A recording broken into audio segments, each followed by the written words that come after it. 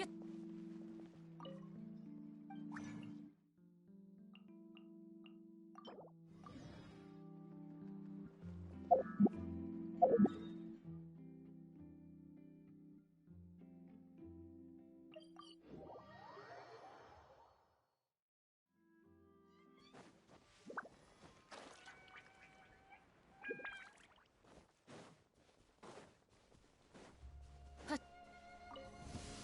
裁きの雷捕まえた。管理します。撃ち続けて。うんうん、いい。これって散弾銃？避けられる？はっと。稲光、すなわち永遠なり。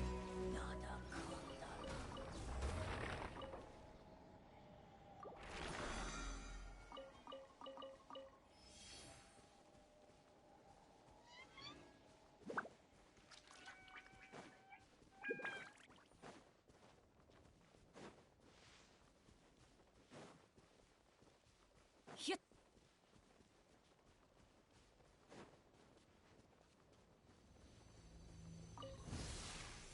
見切りました。かかれ。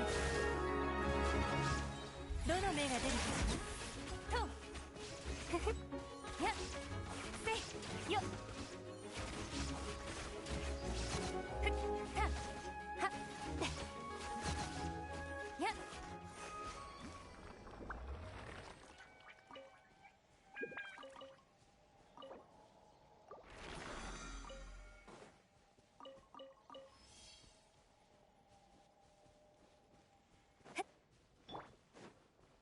やっとっ。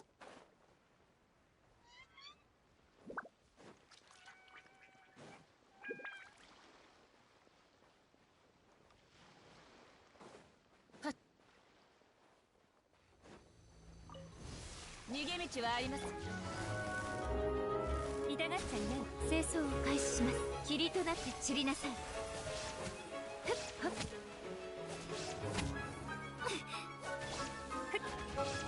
かかれ。はっ。終わりね。撤収。ふっとやっせふんふっふふっ。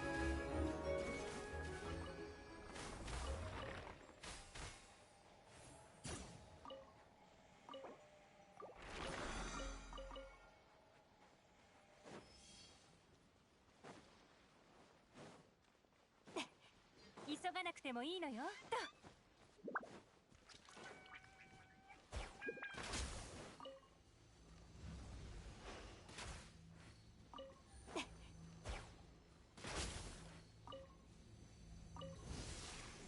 裁きの雷、ここより弱滅の時。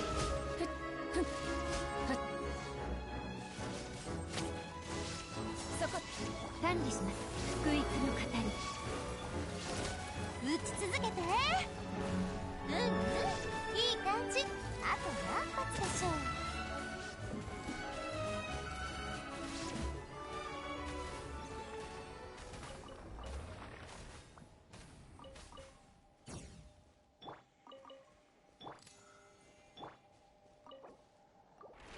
ひゅっ。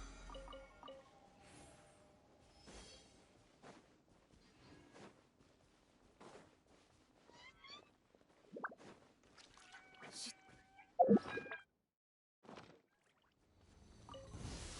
逃げ道はありません。痛がっちゃいない。再構成します。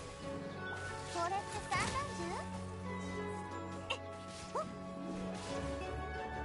ほっそれっと。捕まえた。どうだ。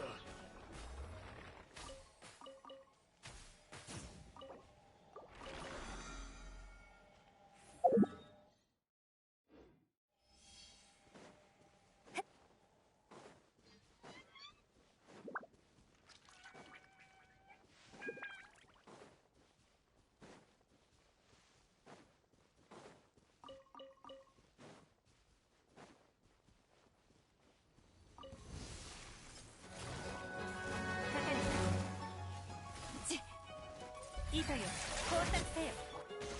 やっせっふんふっせっ無我の境地へさっやっふっ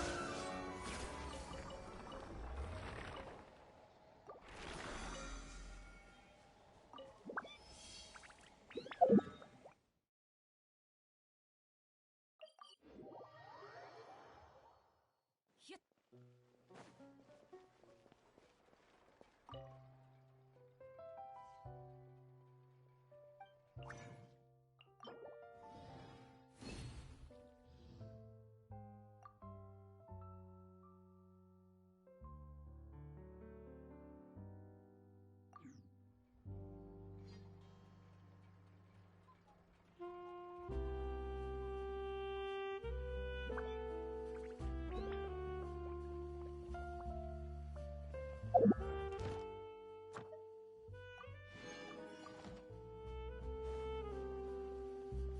星と深無事今日の依頼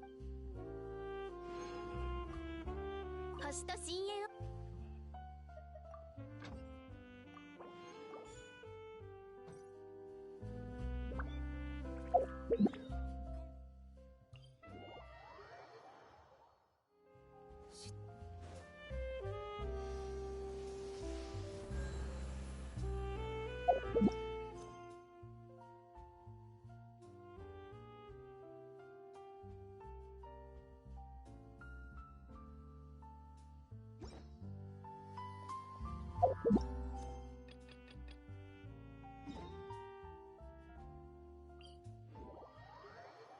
Okay, that's my dailies. Now it's time to do whatever the new event is.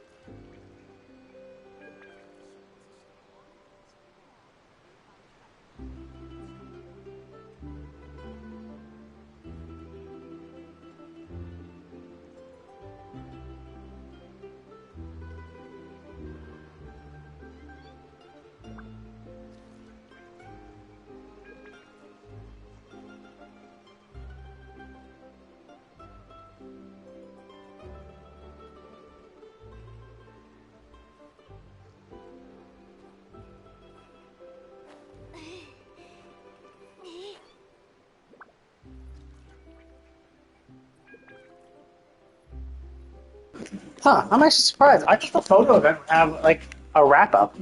Like, she was just chilling here for the longest time, and then she just disappeared. I was like, oh.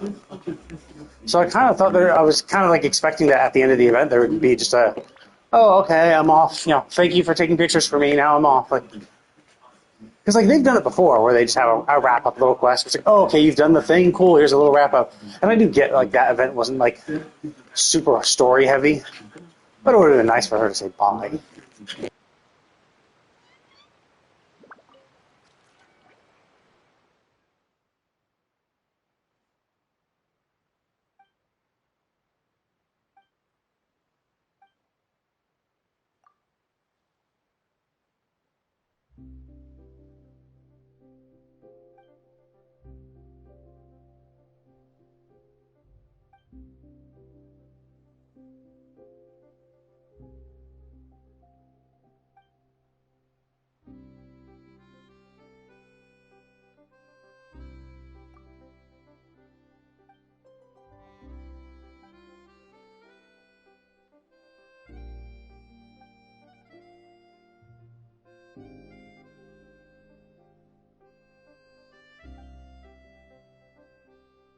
Well, also, she was saying finches are the cutest, but that's obviously a subjective opinion. Like, no one's gonna say, oh my god, she said finches are the cutest, now let me scientifically disprove that.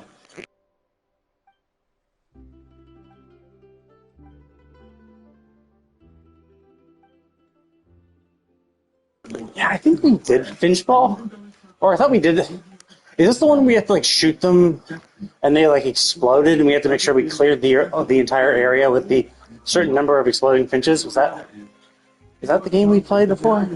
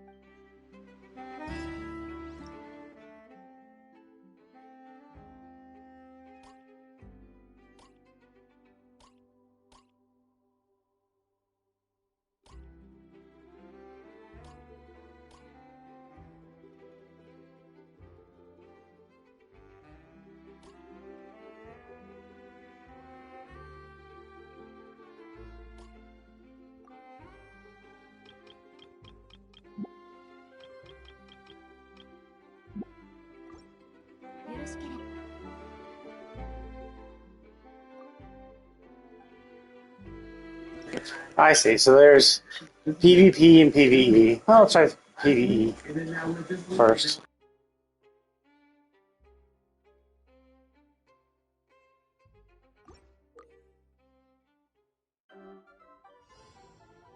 Oh, I see. This is the one where we hold it down. Okay.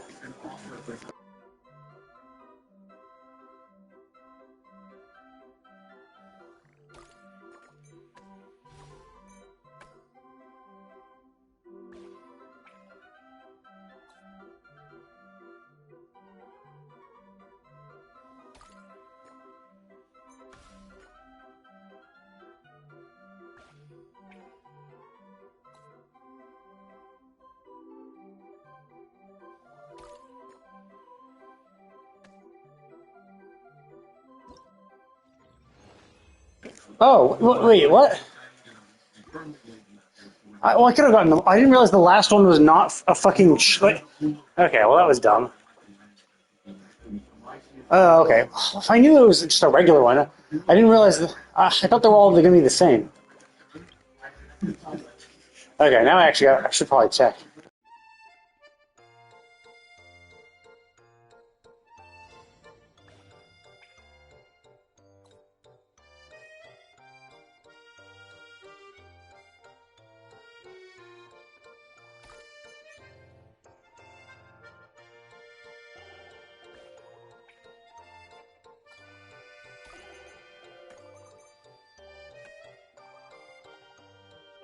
Oh wow, that was actually dog shit. Okay, let's try again.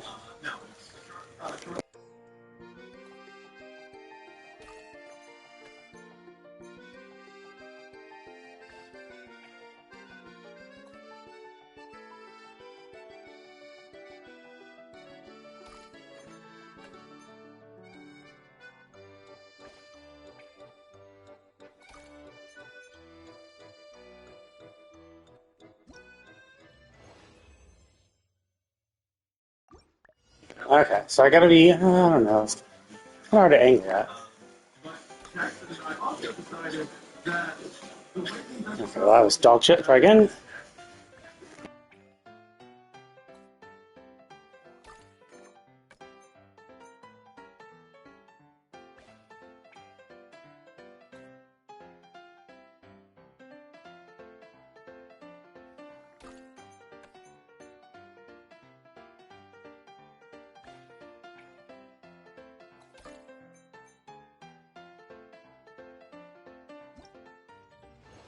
God damn it. Oh, wait, yeah, I forgot. I forgot I can move the stupid thing.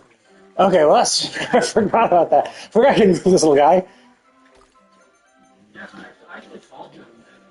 Okay. That was incredibly stupid. I forgot I could do that.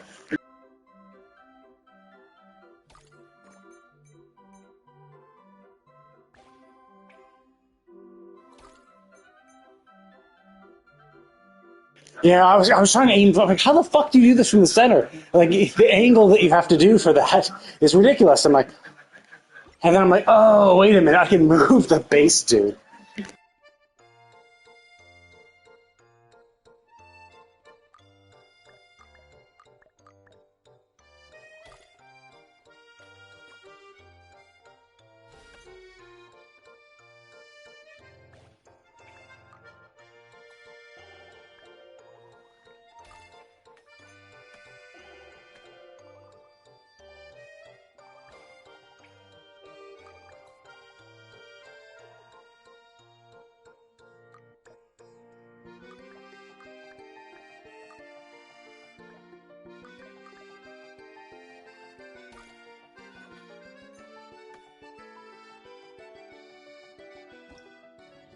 Okay, that's kind of annoying to do. So obviously I should have done the push out one first. The fact that you can't, maybe I can actually, maybe I can swap the order of them.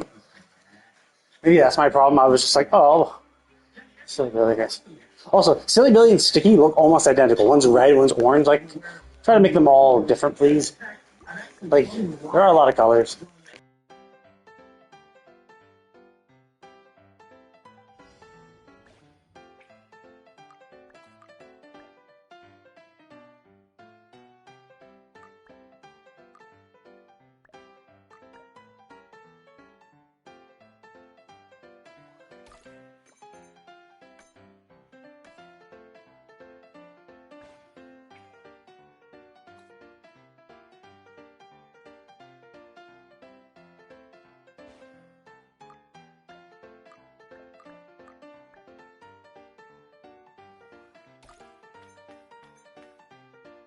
Oh, God fucking damn it. Fuck off. God fuck off. That's such dog shit.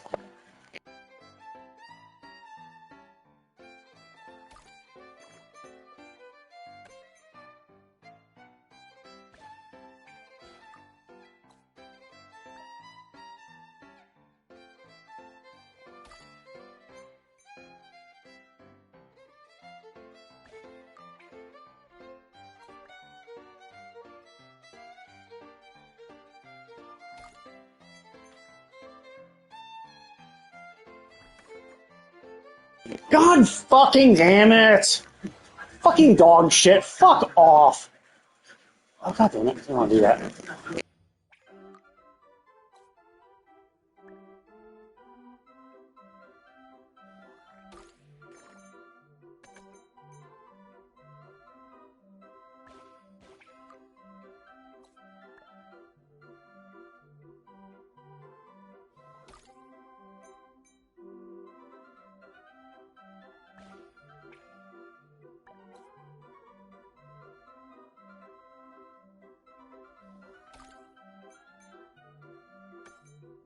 Oh, God damn it! Fuck off!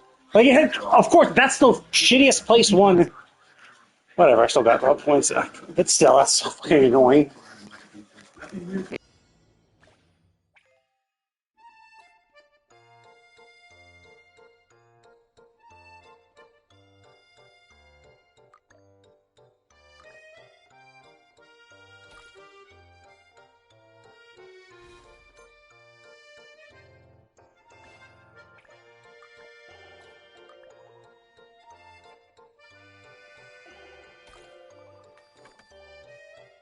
Oh, come fucking on! Are you fucking kidding me? Fucking stuck and then went back into fucking place? Are you fucking... God fucking damn it. Are you fucking... That still counted as in? It's like all the way... It's all the way out of the fucking thing. Ah, shit. Never count. Oh, it still counts. Okay, cool. Stupid fucking... Oh shit, that's gonna fuck up.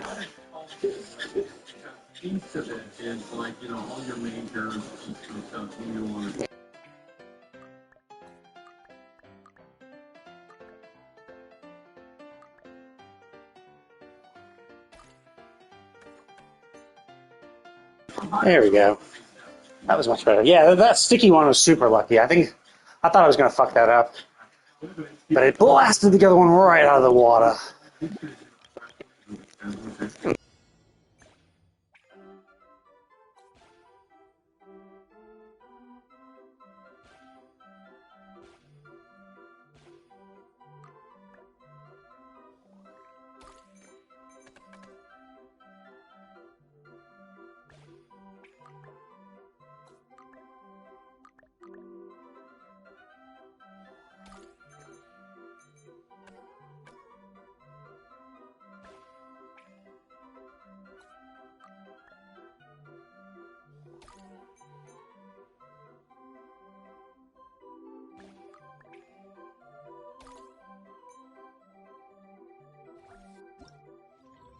Yeah, I wasn't even gonna try for it. I was like, I could put it closer to everything, but it's like two of them were already in the red, and the yellow one I wasn't trying to hit in the red because I didn't want to hit too far because There was a slight border on the red where it's like if it gets too along the edge, it would probably fail.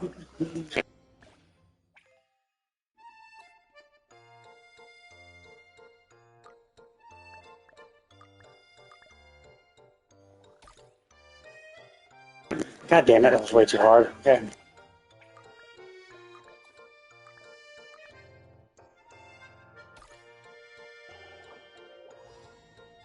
Not hard enough.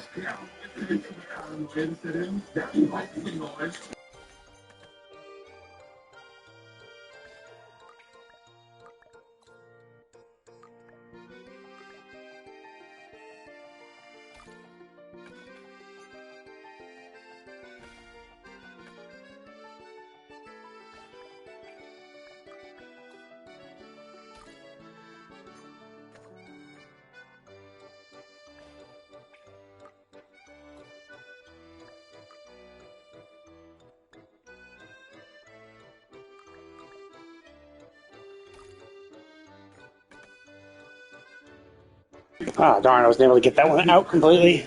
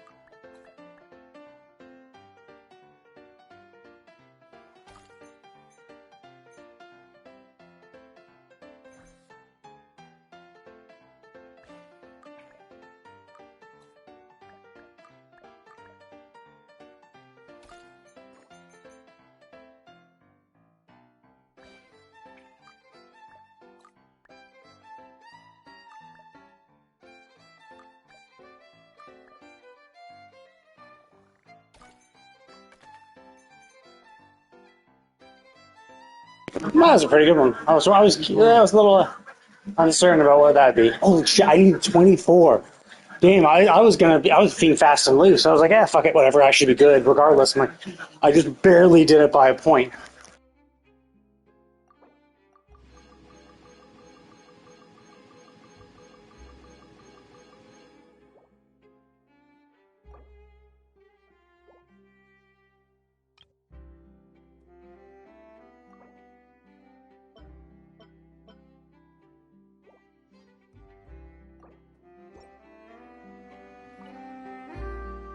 That was actually really, really simple and easy to do.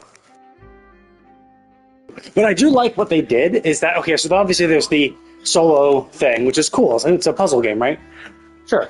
It's a puzzle of like, okay, how do you do this? How do you get, how do you aim? Testing your, not really reflexes per se, but like testing your spatial reasoning really. And I do like that they made a PvP option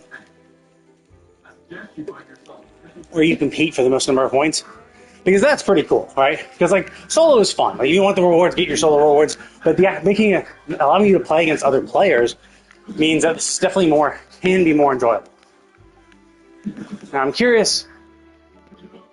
Did I get the 2,000 coins? Do I need 2,000 coins from each? It seems like I got everything, so I think it's just you just need to complete them total, and that's it. Let me double check. It's a little annoying that once I'm in there, I can only exit. Okay, yes, 2,000 regardless. Oh, I see.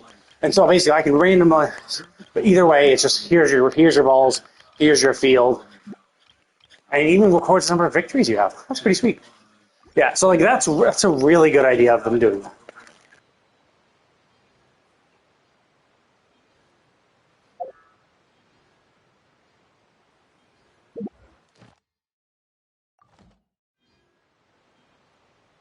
I could farm mats right now, but I'm not really feeling it. Because farming mats is like boring as fuck to do, and it's really hard to stay motivated and pay attention when I'm doing that. So I will actually swap over to maybe completing Sidwinne's character quest.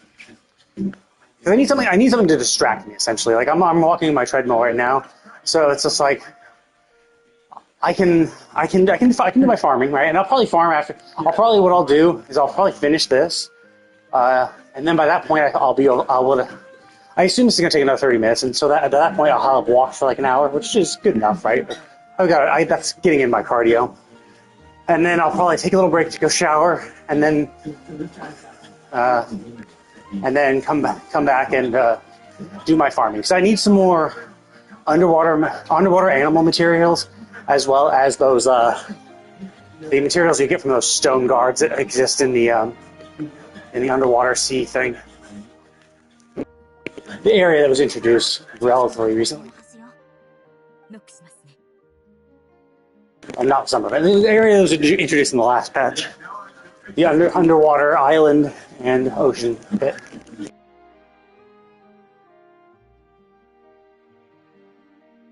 中に体の不自由な患者さんがいて、あまり具合が良くないみたい。じゃあ、ダメダメ。ここは私に任せて。一般市民の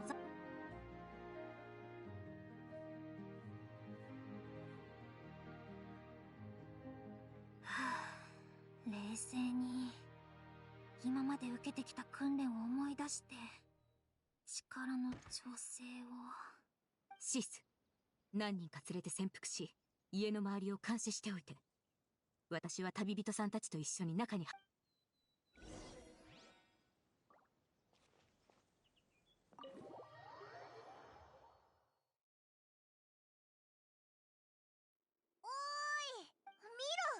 ベッドにおばあさんが寝てるぞ。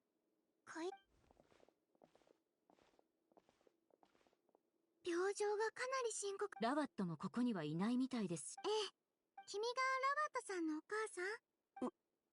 耳が少し遠いみたいね。ええ、あります。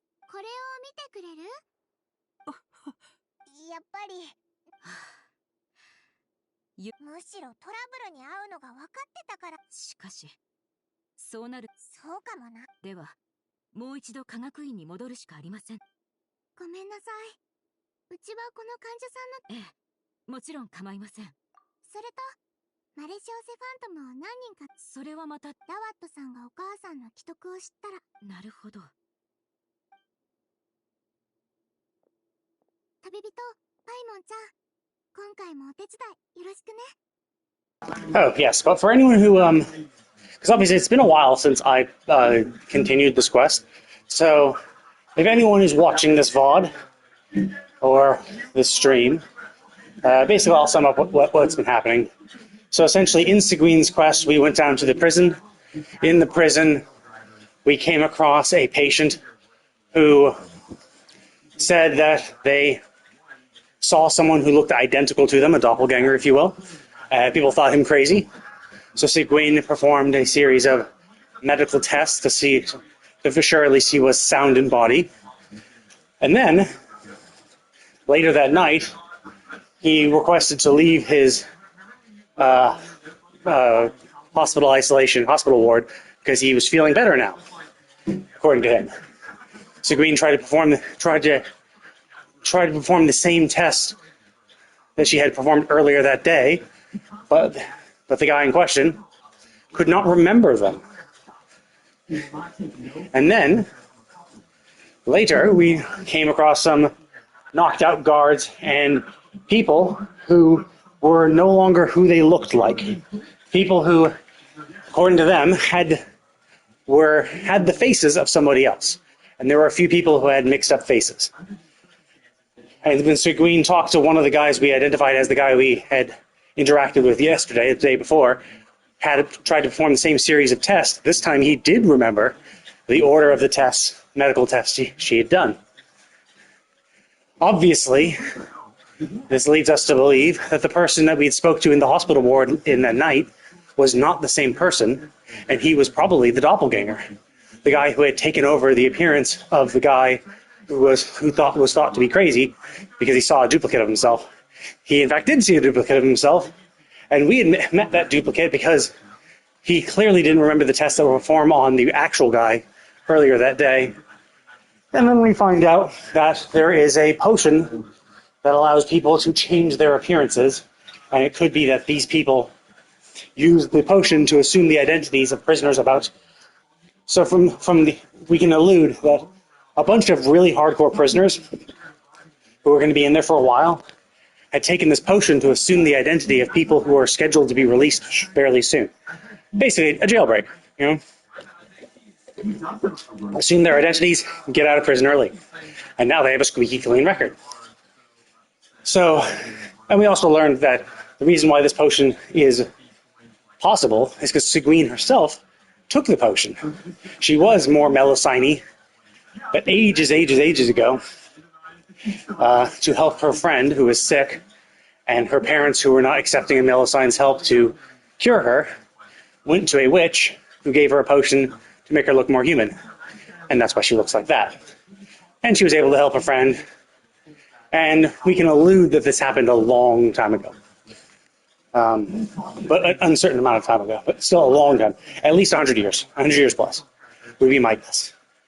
So basically that's where we're at right now. We have figured out, oh shit, we accidentally released a bunch of prisoners who shouldn't have been released because they had assumed false identities to escape. And now we're trying to track down the people. We're starting with this guy. This is the home of one of the guy's mothers. This is the guy who wasn't in prison, but he was the one who reported the people who were in prison. And it seems like he had some connection to the people he ratted out.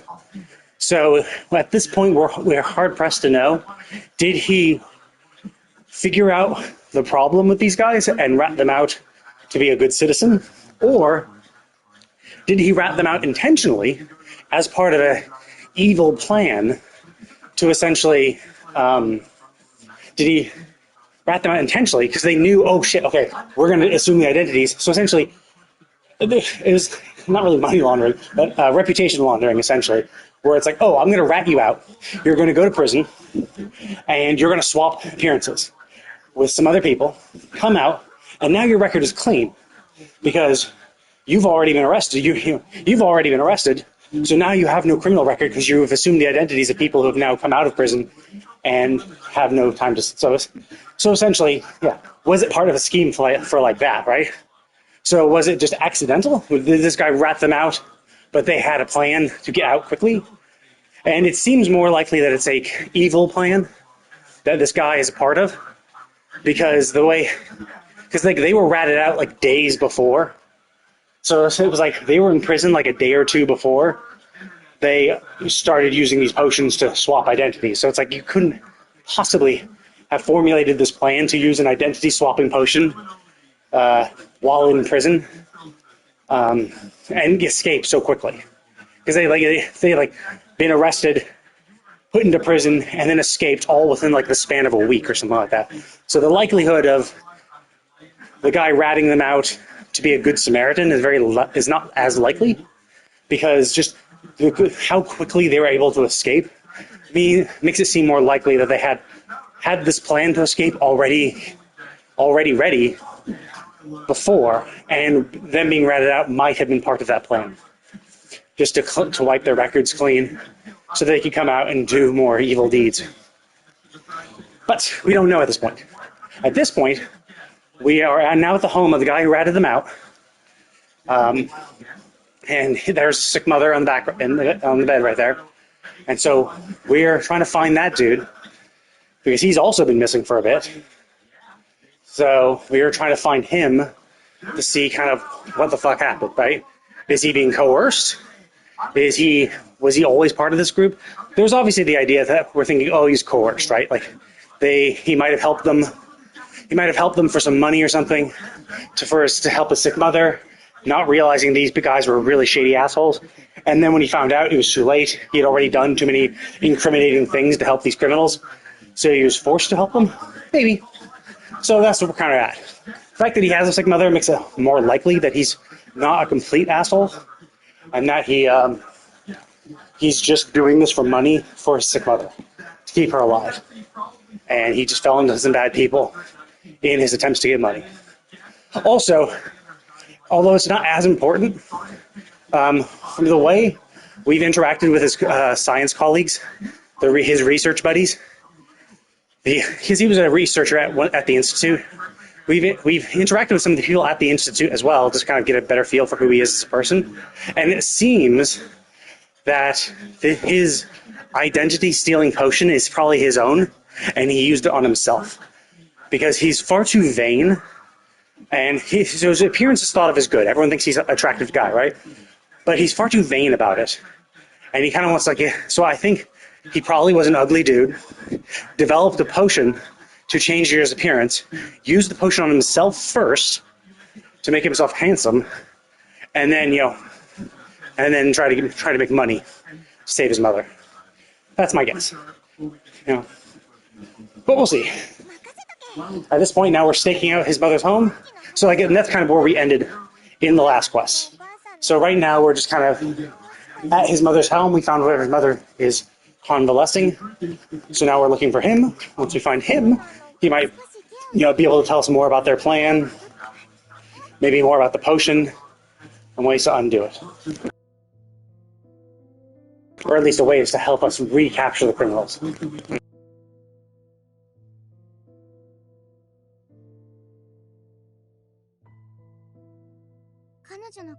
So yeah, that's where we are at the moment.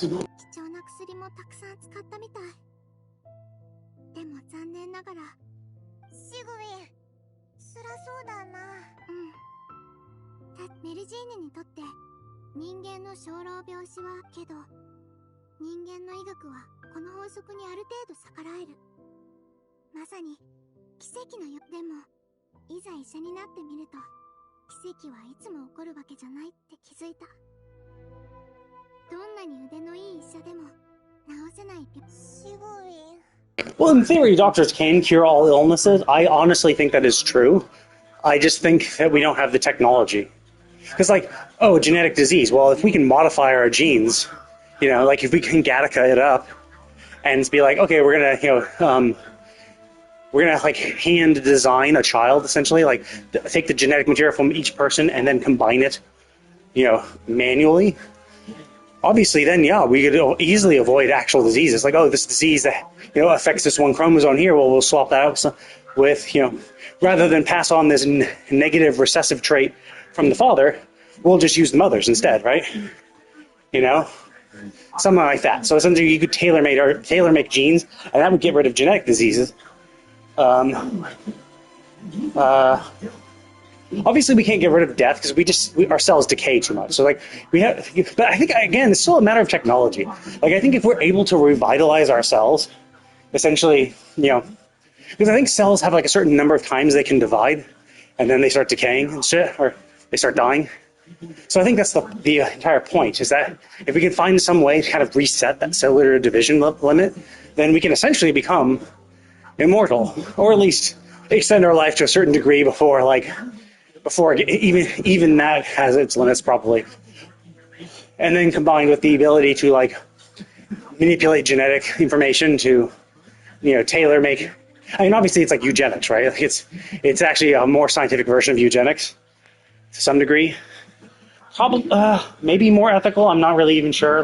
It's probably still pretty unethical, especially to get to the point where we could do it without any complications. We'd probably have to do a lot of unethical things to get to that point.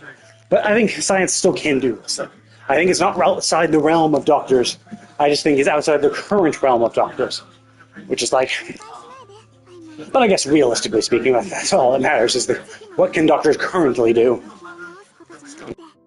And then of course, this is this fantasy world, so it's kind of hard to say. You have literal healers in this game. How is that done? Scientifically, is that done via magic? How are we? Or maybe healing is HP, but this is ailments. So maybe doctors are still needed in this world to get rid of ailments. But if it's in terms of injuries, then healing magic works, something like that. So essentially, it might be you might be able to top. So if they're poisoned, for instance, you might be able to top off their HP, keep them dying, but their poison will still be constantly draining their HP, type thing. Maybe something like that. Maybe that's how they differentiate themselves.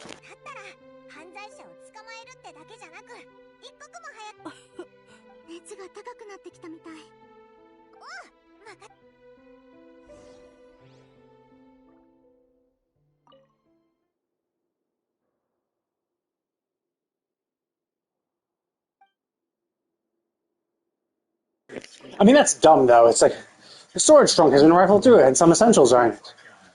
And so, like, dude, he come back 3 years ago, he lives here. Like, he could have had that ready for ages. Like, it is a little silly to be like, oh, now, if the storage had, like, essentials as in, like, oh, he's packing up his shit so he can, like, run, then yeah, right? Like, if it's a suitcase full of toiletries and clothing, then yeah, sure, maybe it's indicating he's going to run.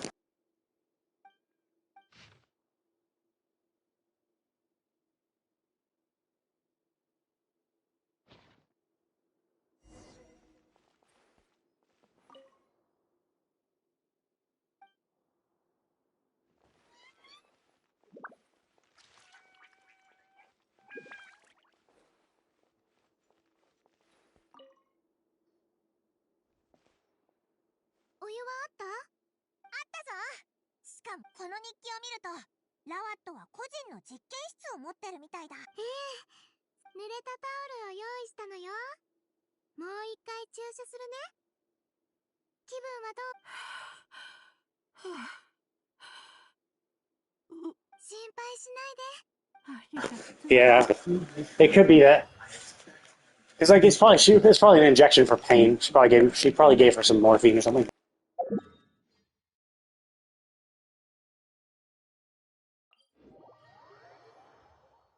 So nothing actually to cure her.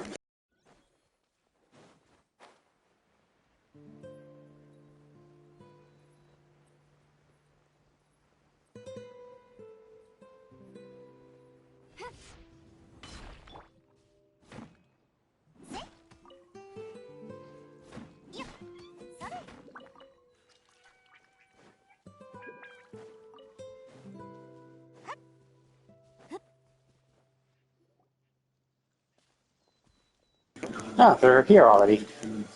Oh, is she? This is too suspicious. Is she one of them?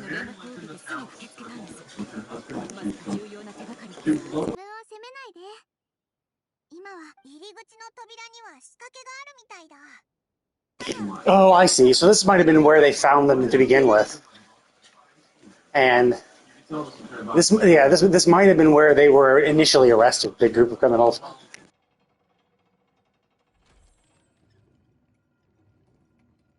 Darn, I was kind of hoping that kick would have done it because I saw her walk up and kick it. I was like, that'd been hilarious.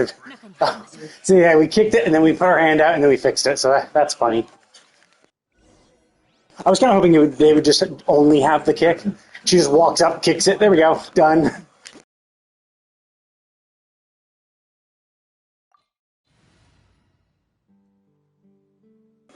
Should I do? Should I just keep with these guys or should I go for some other water team?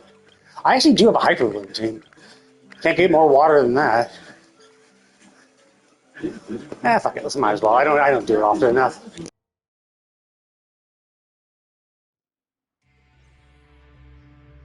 Oh, I see. I get a free Sidewinne.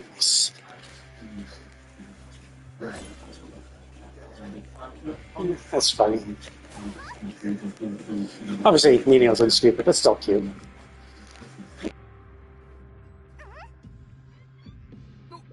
どうやってここに入ってきた？隊長、例の脱走者たちのようです。やはり彼らもここに来ていたか。誰一人逃がすな。手をつなぎましょう。 Yeah, hyper balloon is fucking amazing. 隊長、ここにいる者の数はリストより少ないようです。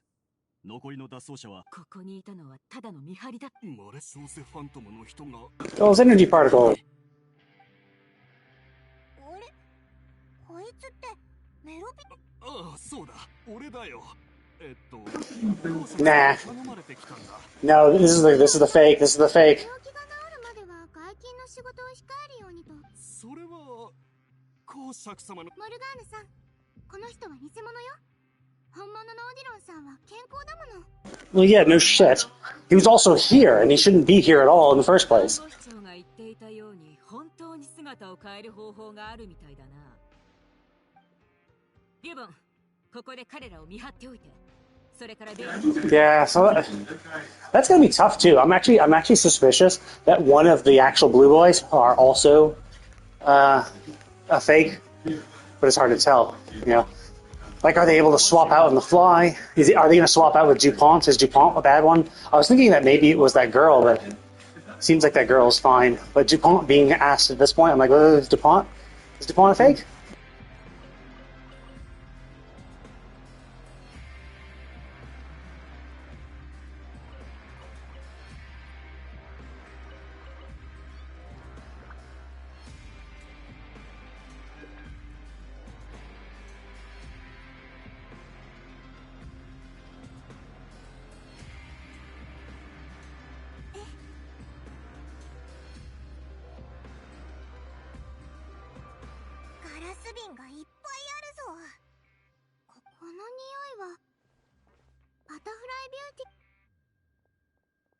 Yeah, my assumption is that the butterfly dew is also just a byproduct of the face-changing potion. Like, maybe he was trying to make the face-lifting thing, and then he converted his face-changing potion to something that could be sold for extra money. 妙ですね。ラバットはなぜ人気商品の生産ラインをこんな偏僻な実験室に置いたのでしょうか。ラバットは脅迫を受けて違法薬物の製造に関わることになったと前に考え。もしかしたら看護師長。あくまで推測なのよ。早く。ええ、わかりました。Yeah, my guess is so I had previously proposed that the dew, the reason why the dew is able to make your skin so cool is I think it's using primordial seawater. And because he said its efficacy is less on non-Fontanians, which means Fontanians are especially useful on them, and the Fontanians are the only ones susceptible to the dew, to primordial seawater. And what primordial seawater does in high concentrations will just turn you into liquid, essentially. Just turn into water. You lose your form and just turn into a puddle on the ground, right? So I'm thinking in very, very small quantities, maybe what it's doing is it's liquefying your skin, which gives it a nice, moist, shiny look, because it's such a small quantity. Rather than turning your entire body to water, it turns like your one layer of skin to water type thing, right? And it makes it look fresh. Because synth was an illegal drug, which also used primordial seawater in diluted quantities to give you a euphoric type feel when ingested. So they clearly have uses for primordial seawater, and clearly it's not completely 100% useful. Yep, 100% right, I was right. So we're seeing less and less of the source is because of the flood after all. Well, the flood was the flood of primordial seawater, and we were able to stop that. So it's possible that, yeah, the source fluid is primordial seawater, because that's what, like, primordial means, is like the source.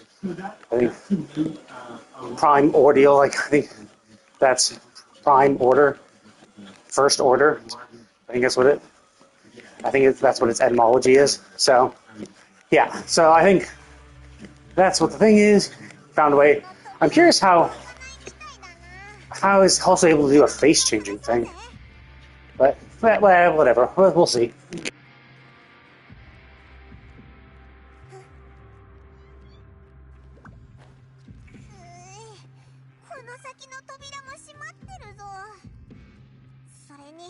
このトロッコとレール。あ？もしかして荷物を乗せたトロッコが通ると自動的に開く扉なんじゃないか？あっちにちょうど荷物を乗せたトロッコがあったぞ。なんとかして扉の近くまで動かそう。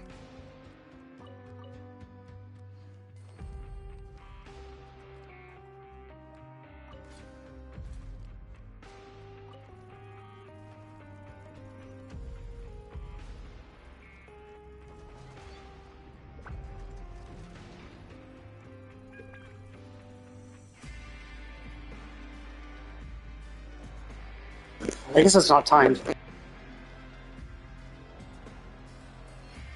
Oh, shit, I can't get there. God damn it, do me in!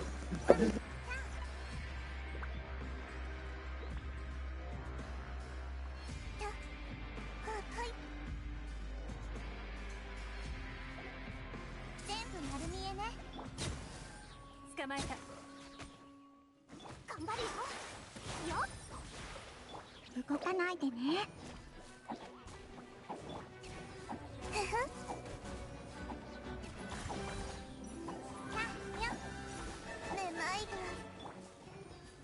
ーの。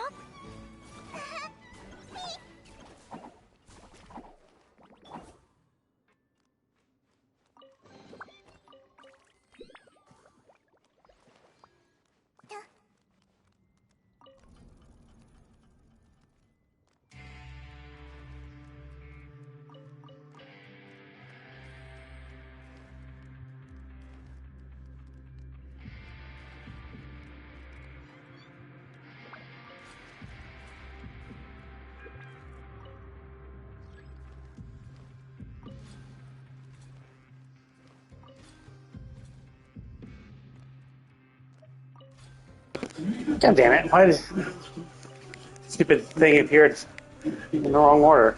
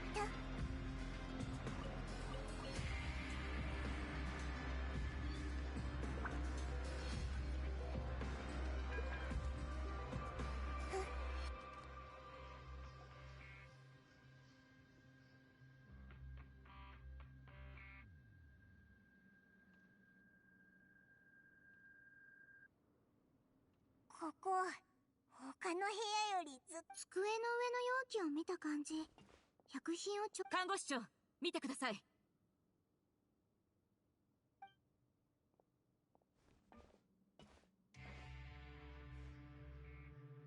これってラワット、もしかするとシグウィン。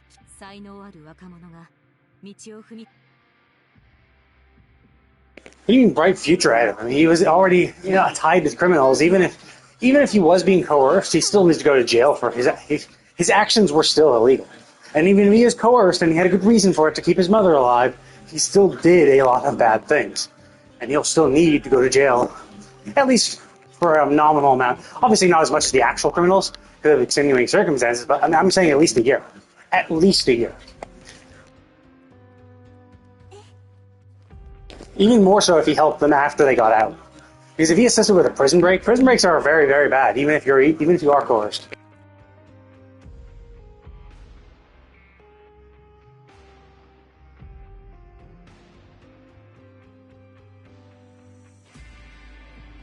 Okay, so they ran out. So they can't produce anymore. Maybe that's why. Oh look, there's the treasure chest I wasn't able to get to before. Cool. So he ran out of the permeable seawater. That makes sense. So now he just doesn't know what to do.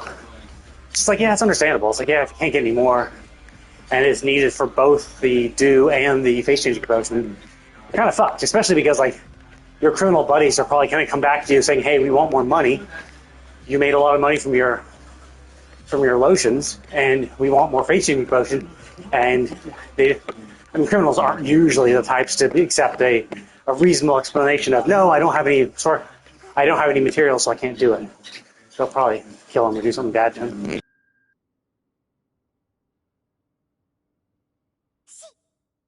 に人がたくさんいるぞ。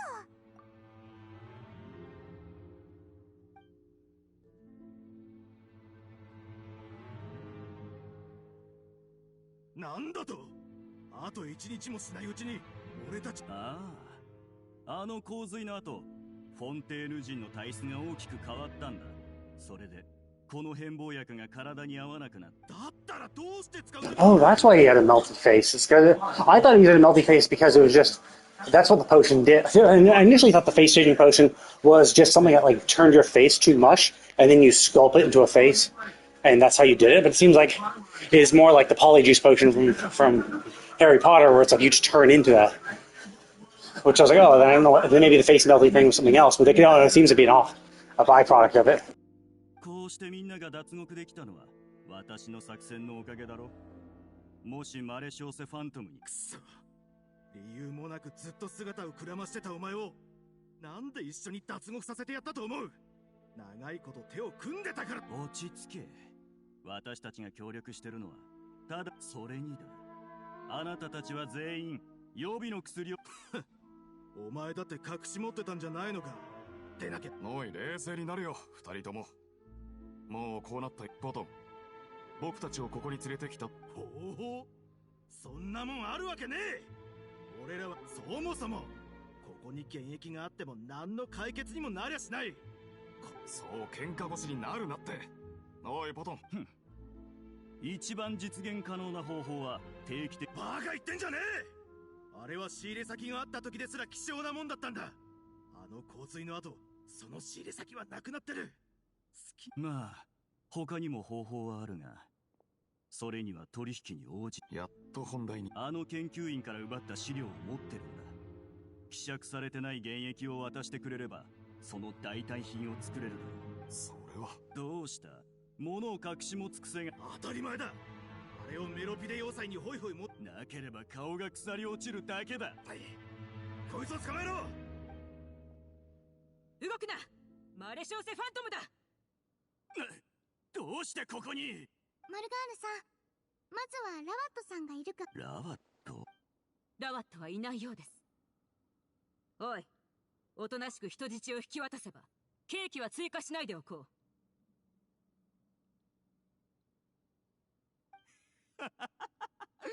そんな子供騙しはや。ボトンさん、全員捕らえろ。That woman is incredibly suspicious. 波の花だけいないよ。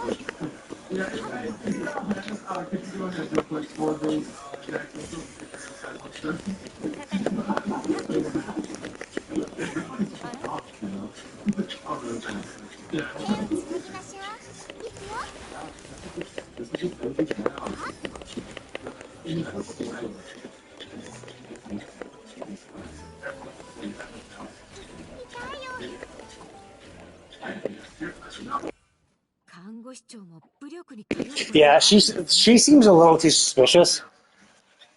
That woman guard. That's why I was kind of suspecting she was a swap. She could still be a swap, but I'm curious who she is. The captain. I don't know. Is Potten? Oh no. 捕らえようとする奴らをいっぺんに片付けられるとはな。あいつどうやって上に。悪あがきはやめとけ。そっちこそ考えが甘いんじゃないか。は、それは間に合った。パイプからガスが。みんな気をつけて。毒ガスなん。ここは商品を出荷する場所でね。原液を加工した製品を保管してるんだ。ここのパイプはガス消火剤を噴射できるんだ。どうしてそんなことするの。おいおい、勘弁してくれ。彼らは原液を持ってなかった。なんてやつだ。なんとかし。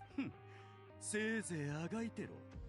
あなたたちが。ポトンさん、もう行く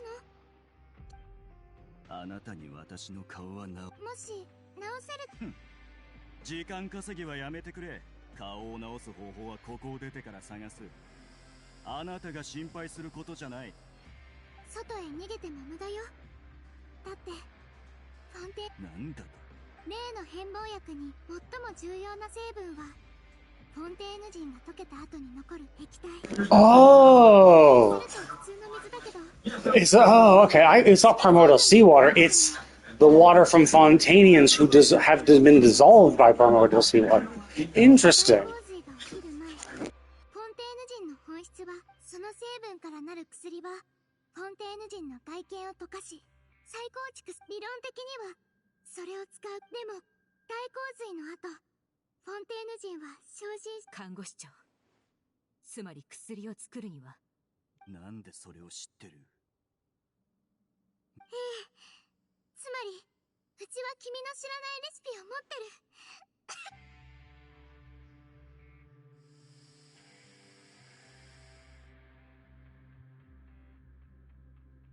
I bet she'd fake that cough. 今日取引をしてくれるのはあなただったと。レシピじゃなくて、何？前にラワットさんが開発したスキンケア用品を試した時、特別な成分が含むこのことから、あのスキンケア用品。その通りだ。あれの一部の原料はただあれにはわずかな有効成分しか。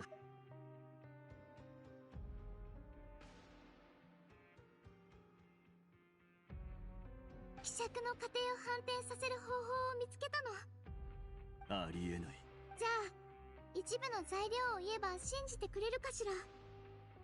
まずは濁水原霊の組織成分と。濁水原霊と異界のつゆ。さあいいだろう。私のいる窓の下に商品を配送する。ダメよ。君は自分の病気を隠すような悪い子だもの。信じられない。たとえそれが本物であっても、もうバルブを閉めたりは。じゃあうちは薬を持ったままここに立つ。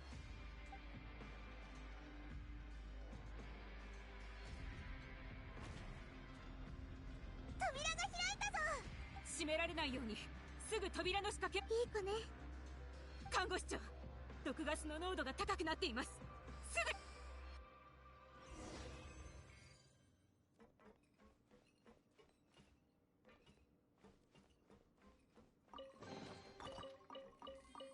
You angry?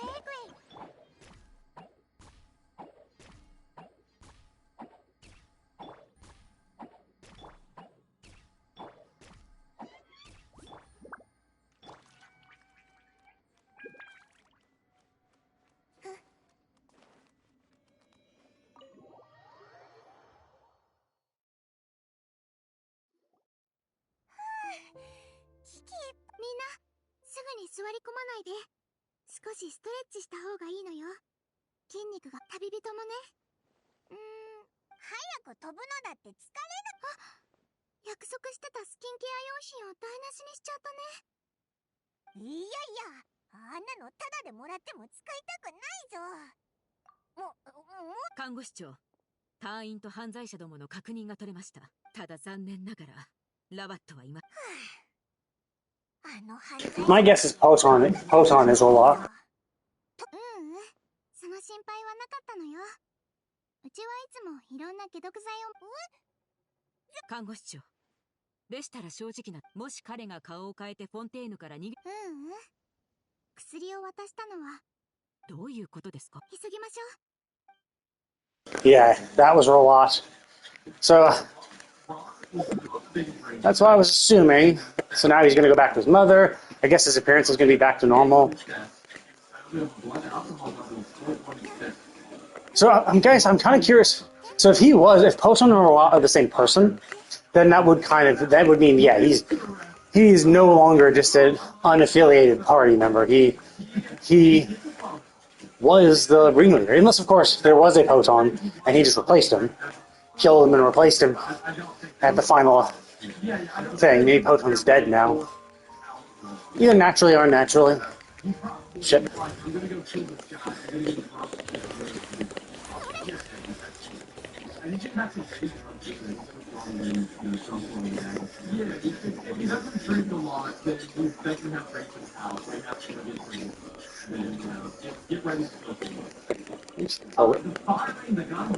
Oops. Okay. So interesting, yeah. So the big question, of course, was that Poton a real person? ちょうどいいところに来たわ。潜伏してたらこの人がこそこそと家に入ろうとしてて、ちょうど今。ポトン。まさか。なんだって。正確に言うと、これは顔が腐る前のポトン。そう。どういうことだ？薬を持って行ったのに、フォンテーヌから逃げくだらん憶測はいい。おとなしくしてちょうだい。家には病気で弱っ。もういい。嘘だろ？脅迫されてたラワットが。脅迫されてたラワット？当時脅迫を受けてた頃、誰もが私を犯罪者の仲間だと思ってた。顔がいいだけで、こうも都合よく。ご託はいい。さっさと。説明？ああ。いいぞ、聞かせてやる。まだ私がポトンだった頃。何をする気？ I see. So Poton is his original.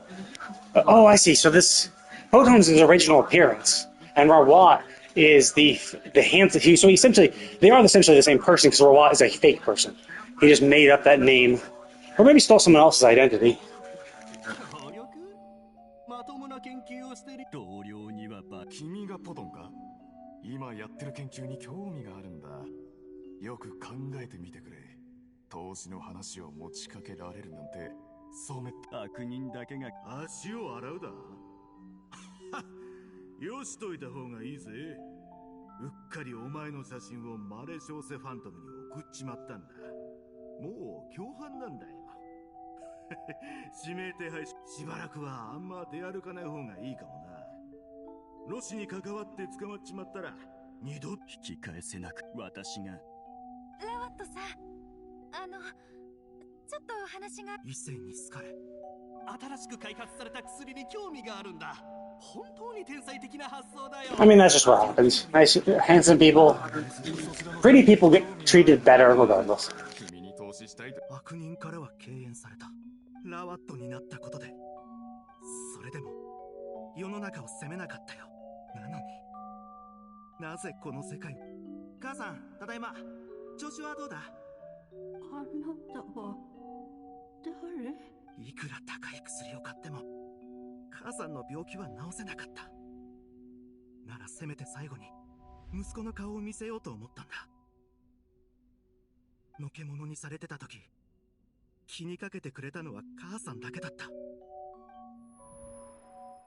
どうしても母さんに会いたかった。たとえ昔の不細工な顔にも。これでいいか？もう満足しただろ。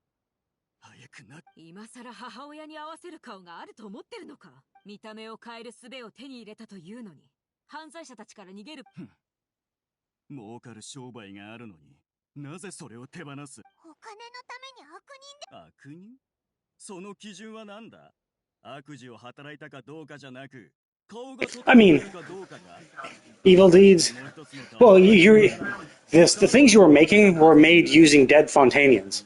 Like, it'd be like using someone's ashes. It'd be like digging up people's graves, turning them into, like, cremating them, and then using their ashes in a product, and be like, what?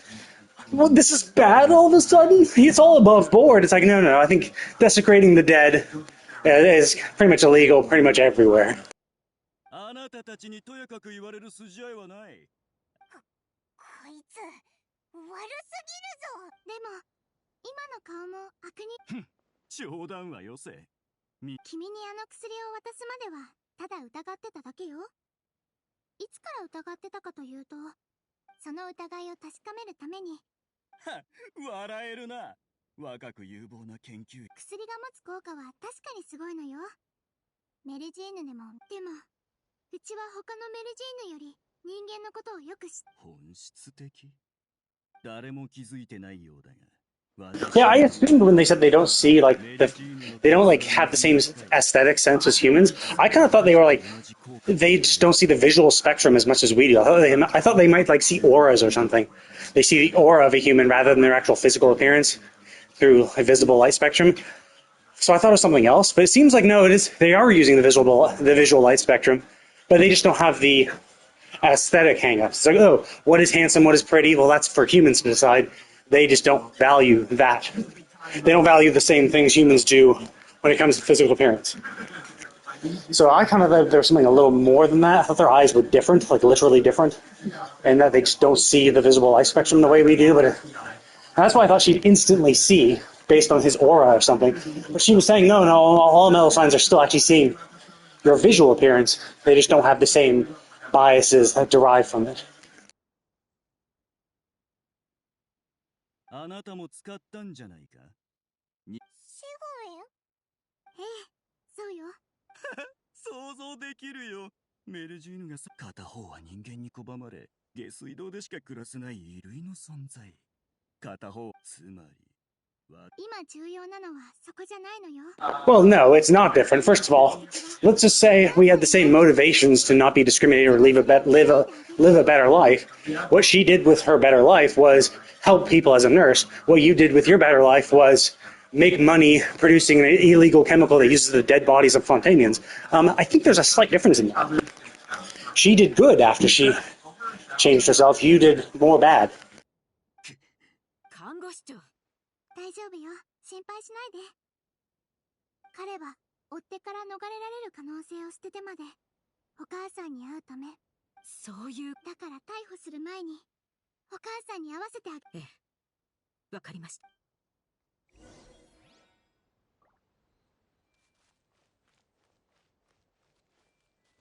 看護師長に付き添って。あの人。 Okay, so I thought she was gonna be a plant or something. I guess she actually does turn out to be a normal person. She acted suspiciously a few times. I'm like, oh, I thought she. 母さん、わかるか？息子のポトンだ。どうしたんだ？残念だけど悪いお知らせがあるの。なんだ？今この時君のことを思い出すのに一番ここまでしたのに。くそ。どうやらその手のひらのぬくもりはもう変わってしまったようね。ごめんね。結局彼を連れてきてあげられない。 Well, it's even like the temperature of his palm, but she has a fever, which means even if she was able to tell the relative difference in temperature when she's normal versus his normal, so like maybe he's 2 degrees hotter and she could feel that 2-degree difference, with her fever, her baseline is higher, so a temperature difference would not be possible.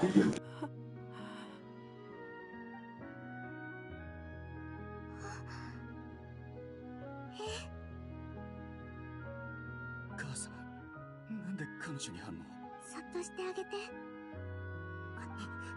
お父さん。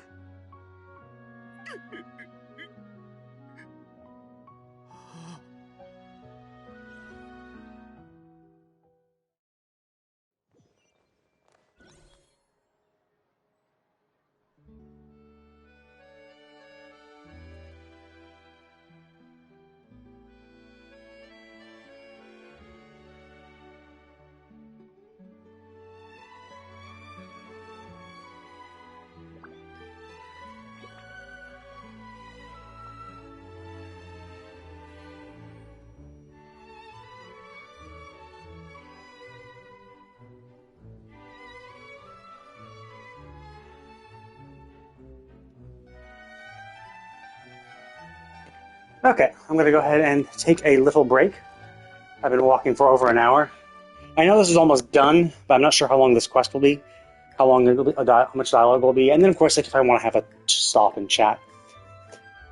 And I will do a chat afterwards anyway. So I'm going to take a probably 5-10 minute break, go shower off, and then come back and refresh my water. And then I will finish this quest, and then I will do a little material farming. I still need to kill a bunch of soldiers and some underwater creatures. So I'll go ahead and do that after I get back.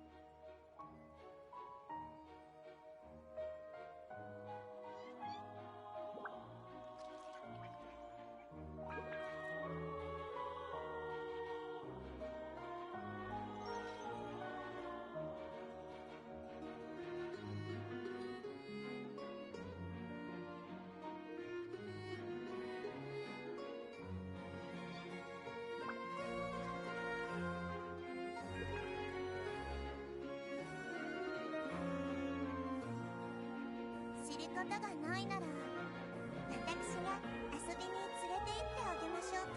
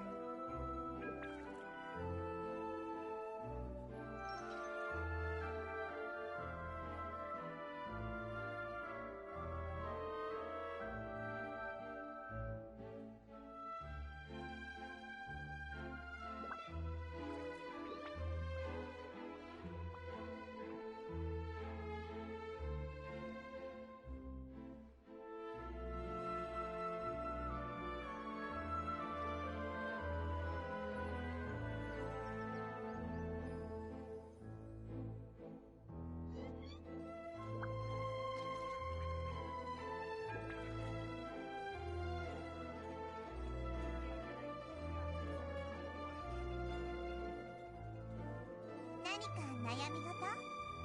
一緒に考えてあげるわ。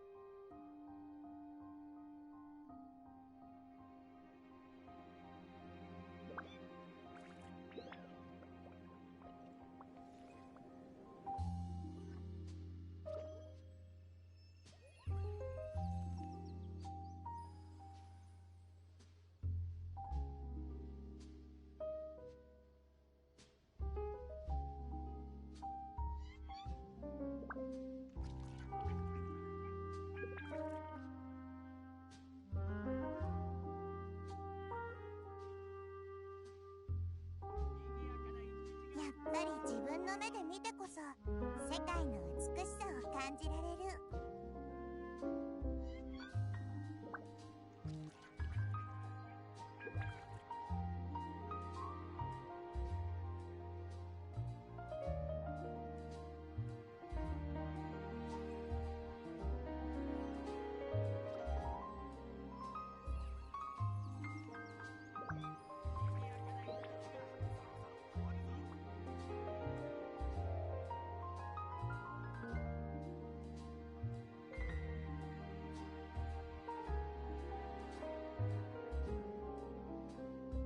何か悩み事？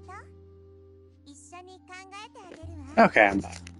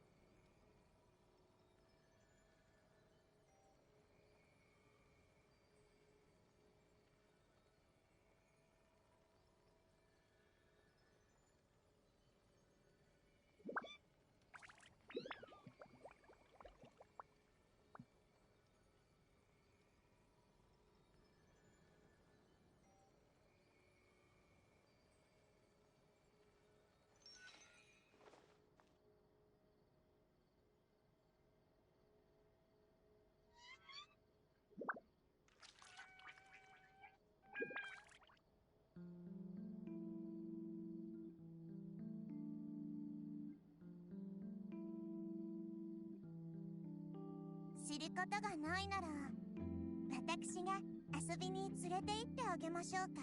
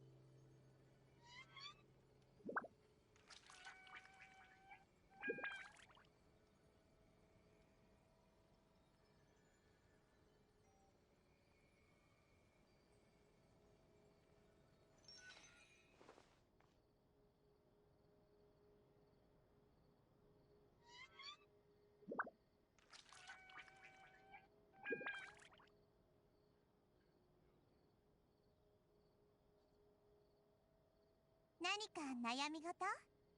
一緒に考えてあげるわ。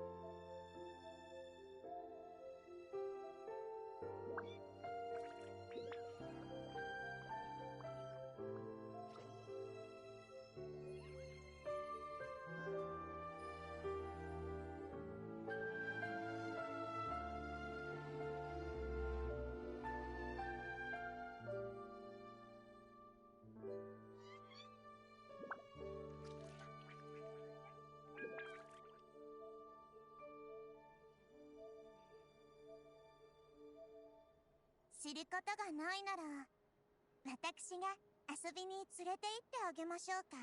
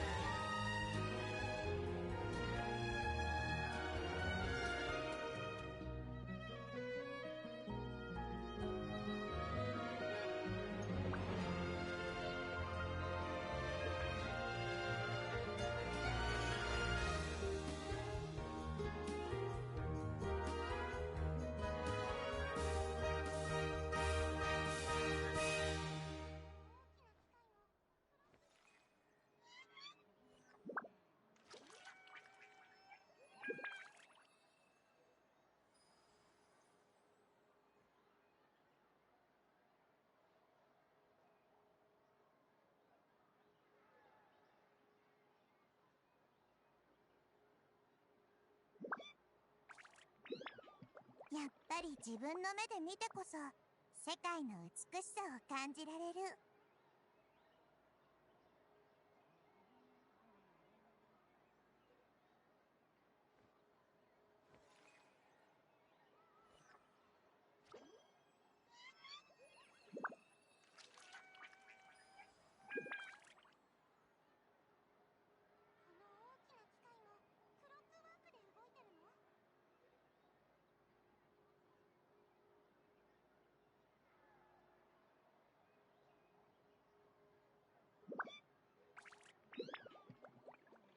何か悩み事？一緒に考えてあげるわ。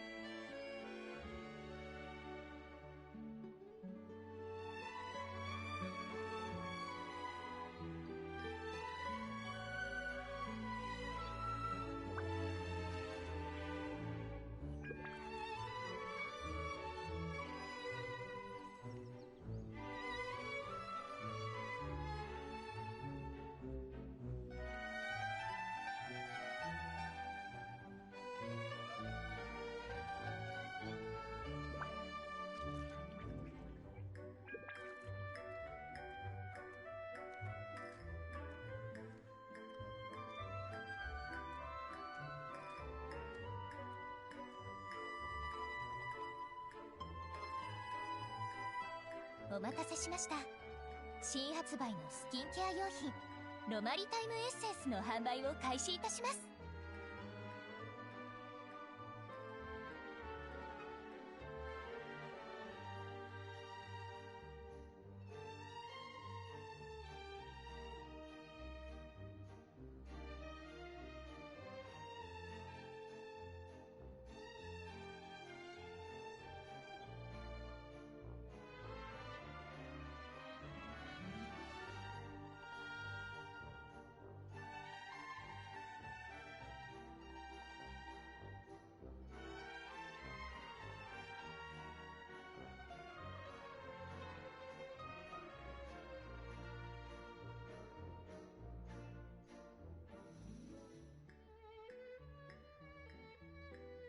また反則イベントか？相変わらず賑やかだな。前に売ってた商品にどんな成分が含まれてたか知ったらみんなどう思うんだろう。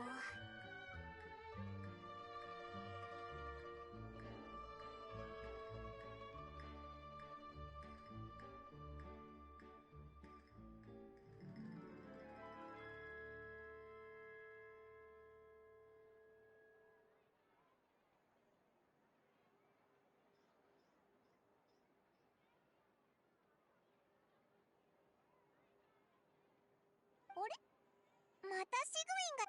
シグウィン。あら、こんにちは。旅人にパイモンちゃん。もちろんだぞ。シグウィンはまた取材に来たのか？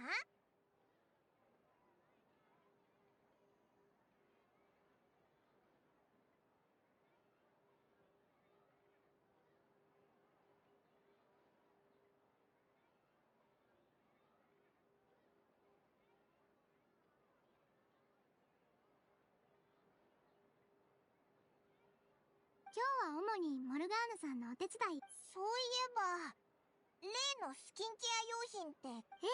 安心して。バタフライビューティー自体はただの料理。それに警察隊員たちが販売済みのヌビレットさんに無害化する方法を教えてもらったのよ。水や土を汚染しない自然と揮発させる方法をね。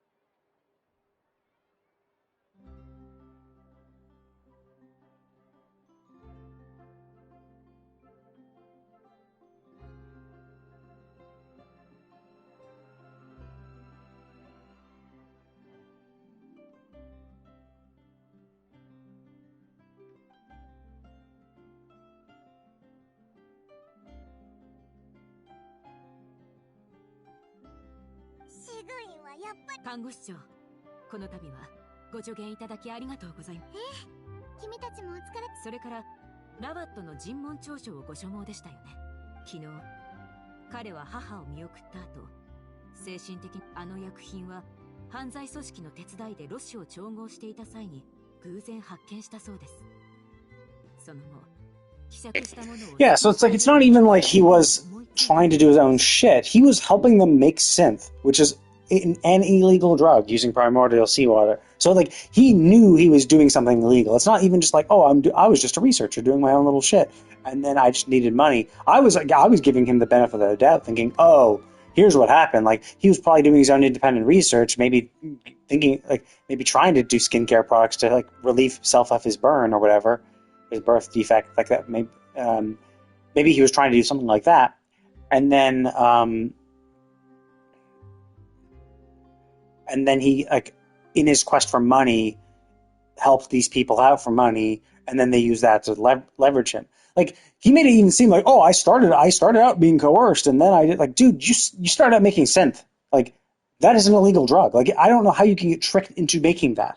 And even if you did, it's just like, come on, dude. Like you were making something illegal. It's not even like you were making this and then they did something illegal with it. Or you made, I mean, and maybe it was like, oh, I made this chemical. And the chemical was just a major component of synth that they mixed in with primordial seawater. So he didn't know, perhaps, because the chemical itself is fine. It's only when mixed with primordial seawater does it become illegal and bad. Maybe. But he made it seem like, oh, yeah, I was just innocuous. It's like, dude, you're making synth and you knew you were making synth. 原料の仕入れ先はあのバシェの組織です。むしろバシェのために犯罪の証拠を大量に処分していたと言うべきでしょう。この協力関係はあまりに隙がなく、これまでずっと露見しませんでした。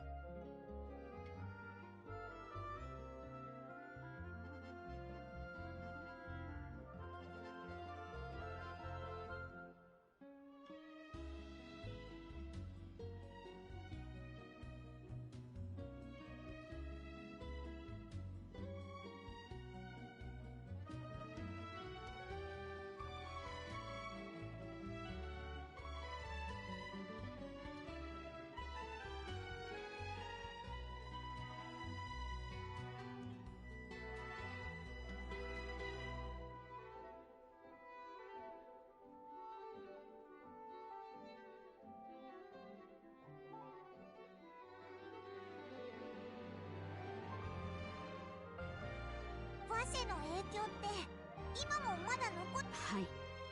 ですが、その残と大洪水の後、仕入れ先を失った彼らはやむを得ず危険を冒しました。一人で歩いている通行人を探して隠し持っていた大海の水をかけたんです。もちろんそれはいずれも失敗に終わっています。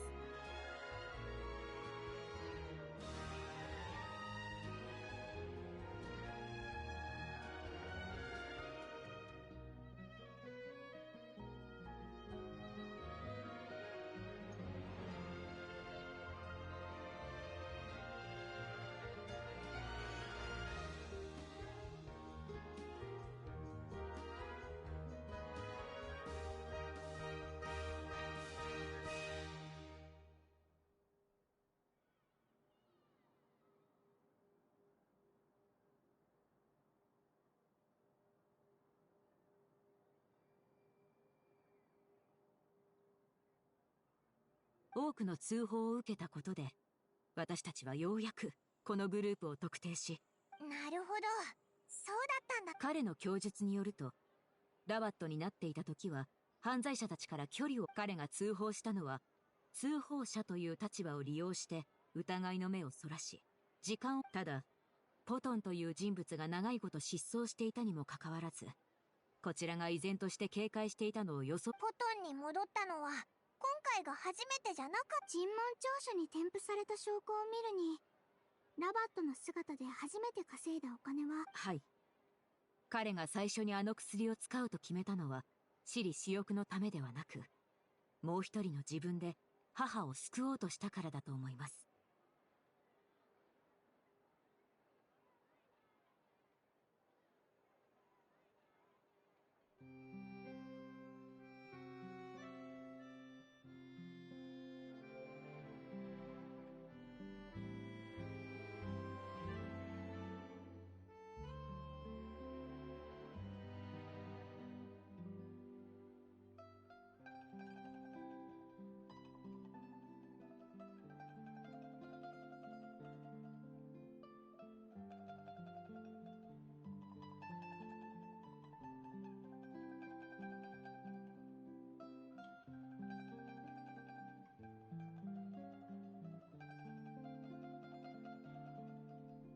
ですが、彼は。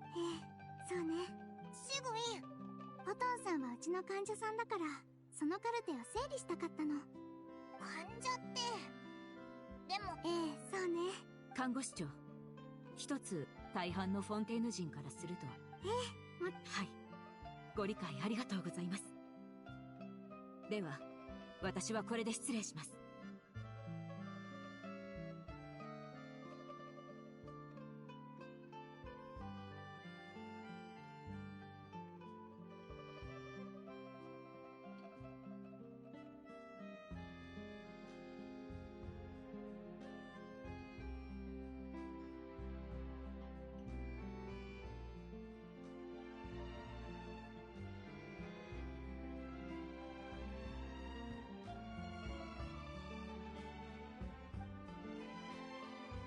ろでシグウィンがあの薬をあら、どうして驚いてるの？それはこの間も話したでしょ？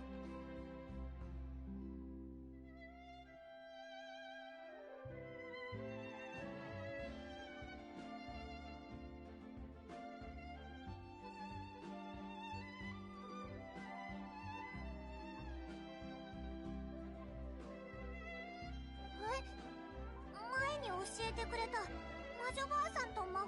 ええ、本当のことよ。でもうちも人に言えない秘密を持ってるの。ただその前に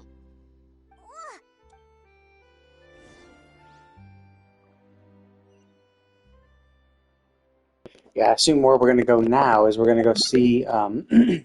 So the friend that she turned into the friend that she drank the potion to turn into a more human-like person. I bet that we're going to go see her grave. The friend that she used her medical knowledge and her human-like appearance to save, obviously died. Like oh shit, it's two of them. I think she's like super old. I say at least 100, but I was thinking she might be like 500 years old. But then again, I think 500 years ago was when the Conria thing happened. So I'm not sure if she's pre or post Conria. 旅人、パイモン、ごきげんよう。最高審判官が重要な用事でほう。人々は違うか？確かに。マレショーセファントムの報告を受け、見ろ。これがヌビレットさんの思いやりってやつさ。ってことはシグウィンが弔う。 Oh, the witch. Oh, I thought it was going to be her friend. 看護師長にとってそれは気にす。ああ。むしろシグウィンからすれば親しみを込めた呼び方と言える。人間の大半がメルジーヌを差別していた時代、あの方ヌビレットも職場の後輩。看護師長は数百年前メロピデ要塞に服役してた。刑期が終わった後も彼女はメロピデ要塞。 Yeah, hundreds of years ago. 厳密に言うとメロピデ要塞にいるほとんどのやつが看護師長の子。服役？ああ。私が最高審判官に就任する前から、フォンテーヌに最初私は大半の研究員同様こう考えていた。だが今思い返せば、これは民が真実を知ることなく、より純粋で幸福な人生を享受できるよう、ああ。たとえ事情があったにせよ、シグウィンは人間の姿にな。一体何？いいだろう。シグウィンは友人に過去を知られるこ Well, と it's a little weird though. It's like, okay, so you have this law, but like, are Melusines actually beholden to the law? Like, are they actually Fontanian citizens? Like, sure, they're treated like, I mean, they were treated like shit before. Like, they're treated like shit relatively recently, only very recently, or were they actually treated well? So hundreds of years ago, like, when they probably weren't even treated as citizens, they are still beholden to the law of your citizens? Like, that seems a little bullshit.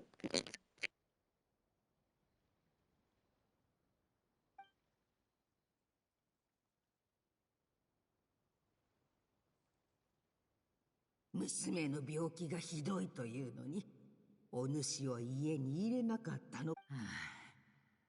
残念じゃが、わしにはもうそこへ。先フォンテーヌにはおそらく誰もがかかっじゃから、自分の体を使って治療法を探。じゃあまずは先生を治さないと。そしたら先生がいや、自分の状況は先生、前にも言ったように。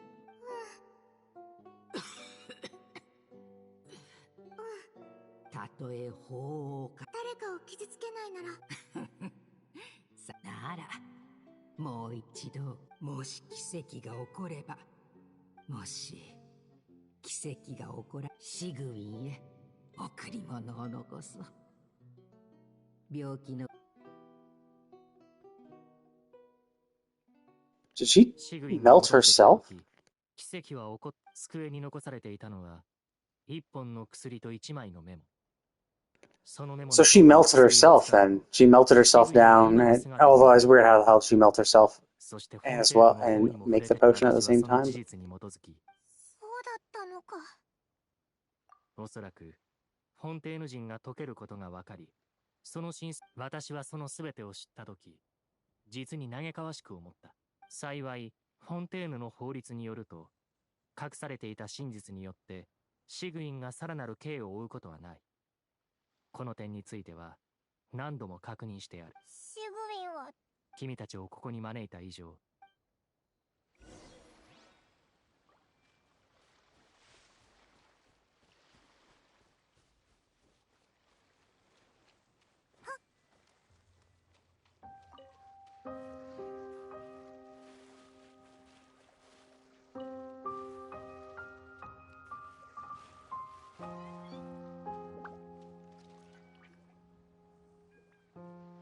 来てくれたのね。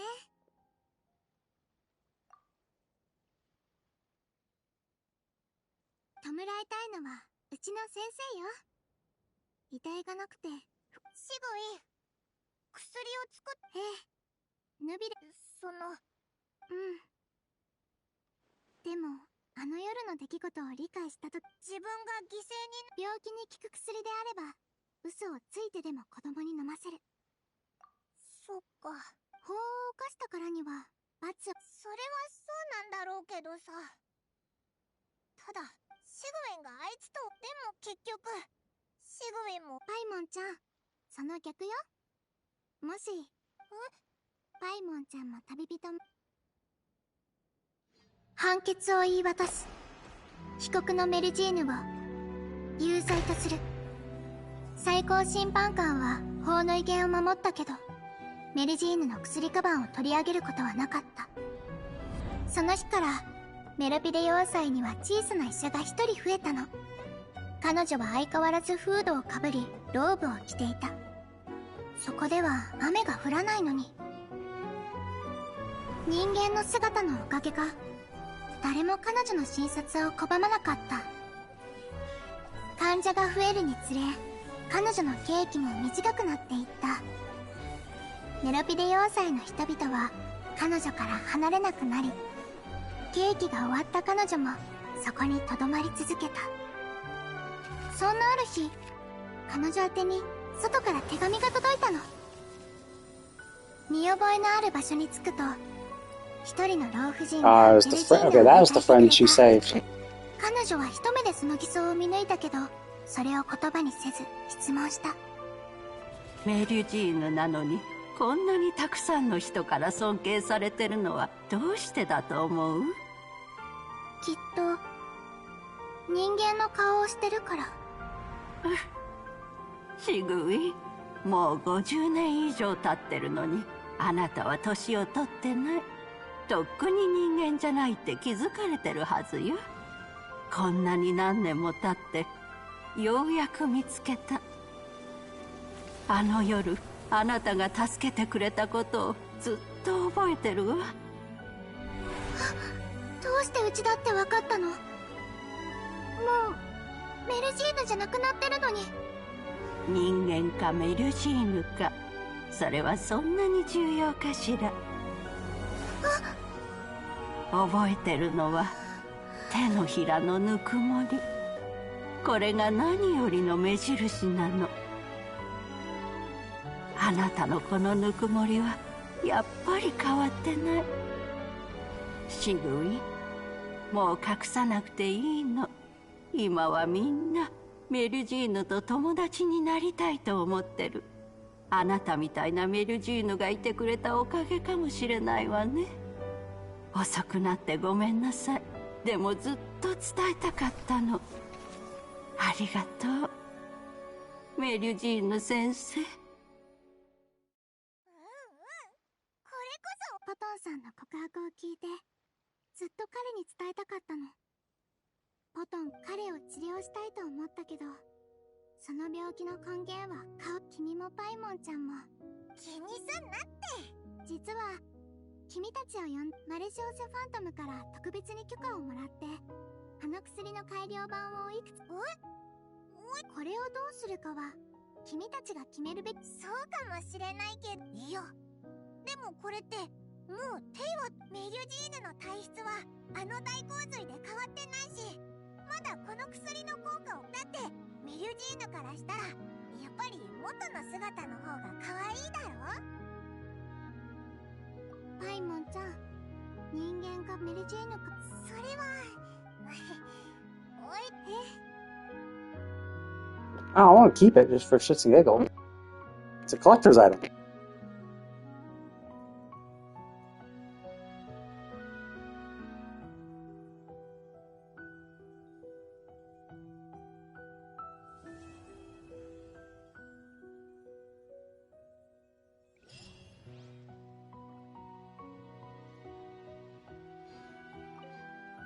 うちはしばらくここに残る。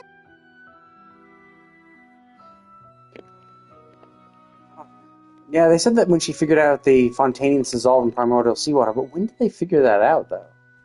It's also the kind of weird thing is I thought the Melissines were discriminated against for a long time. I thought it was only relatively recently when they became part of the Marches Phantom, and they're helping them out that way. But I thought even that was relatively recent. And even like people, like even like grandparents, are discriminatory towards Melissines because like that's how recent the people's feelings on them have changed. It just happened in the current generation type thing. Whereas like her friend hundreds of years ago says, "Oh yeah, the things are turning around." It's like not really. It seems. Are they still over there?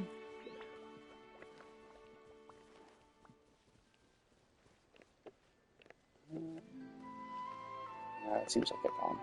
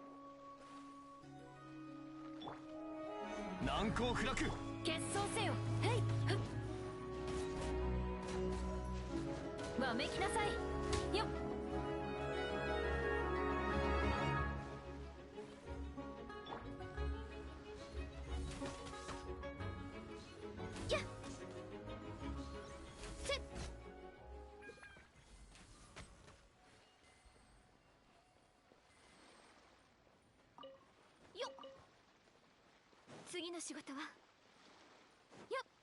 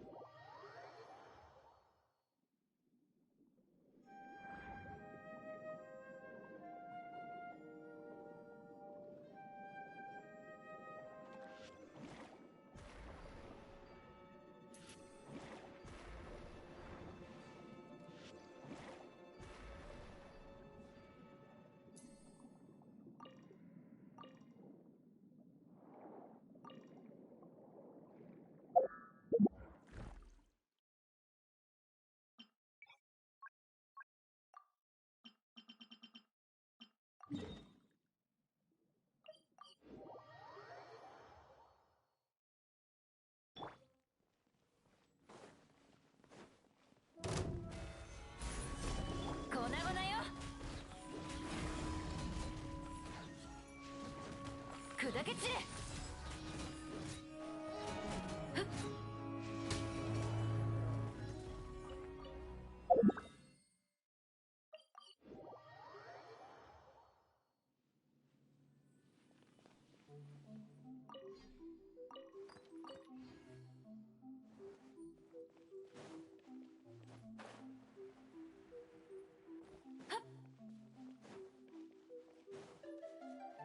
それ。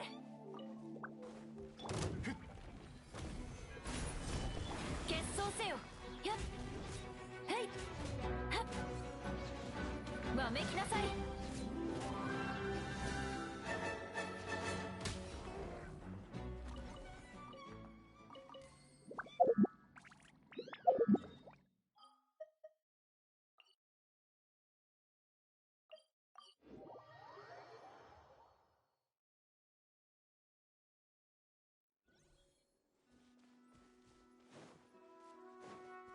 早く。粉々よ憲兵、恩を断つ。目には目を。ふっそれ。わめきなさい。へい決闘せよ。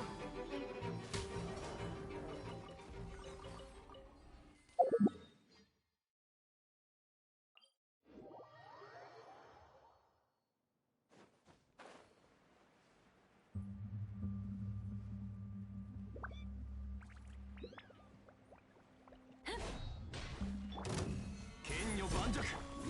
ジャッジメント。やっわめきなさい。それ。はっ決闘せよ。よっそれ。やっそら砕け散れ。ふっ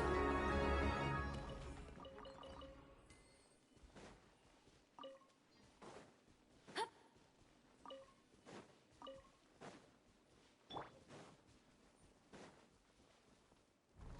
岩山八九。粉々よ。よっそこ。へいはっふっ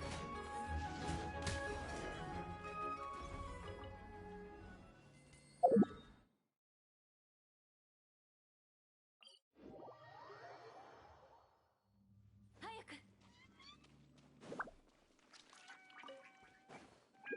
はっ剣女盤石。決闘せよ。走行のオン。ジャッジメント。それ。わめきなさい。はっへいそれ。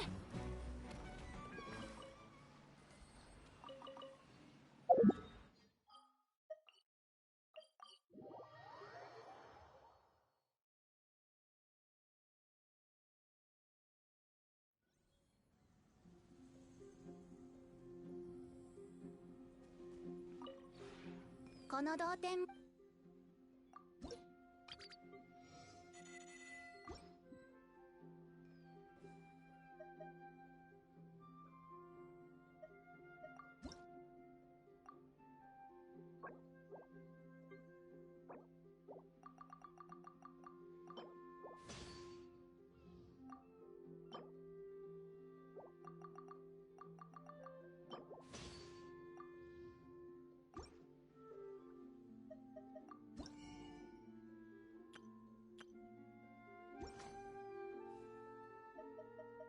同点についてのご質問でしたらいつでもお聞きください。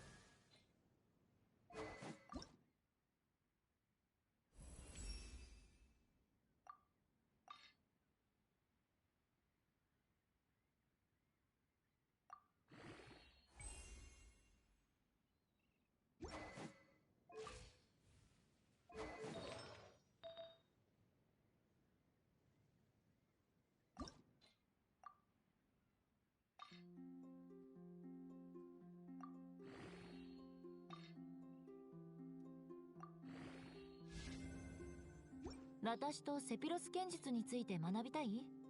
一人前になった君に復讐するのも悪くないわね。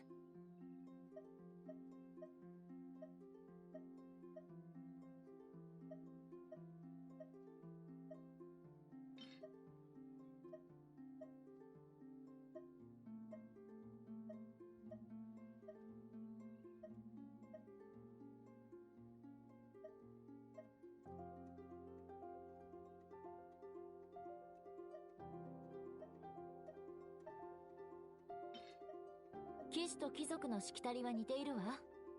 ただ騎士は小難しいところが簡略化されているの。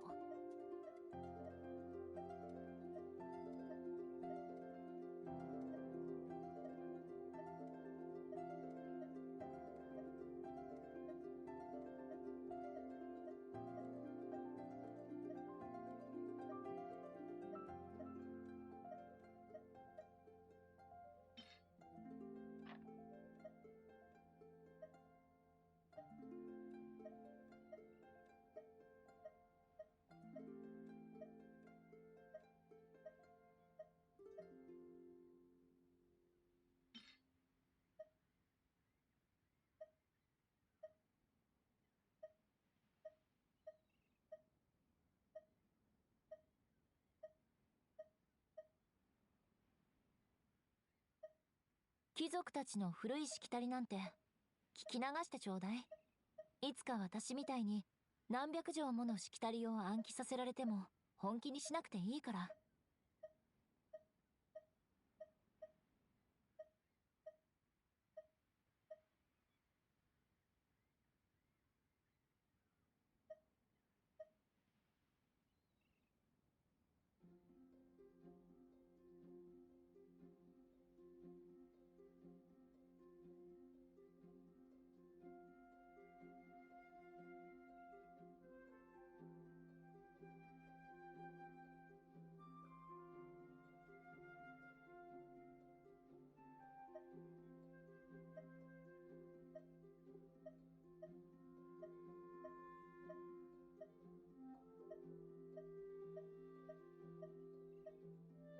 私とセピロス剣術について学びたい？一人前になった君に復讐するのも悪くないわね。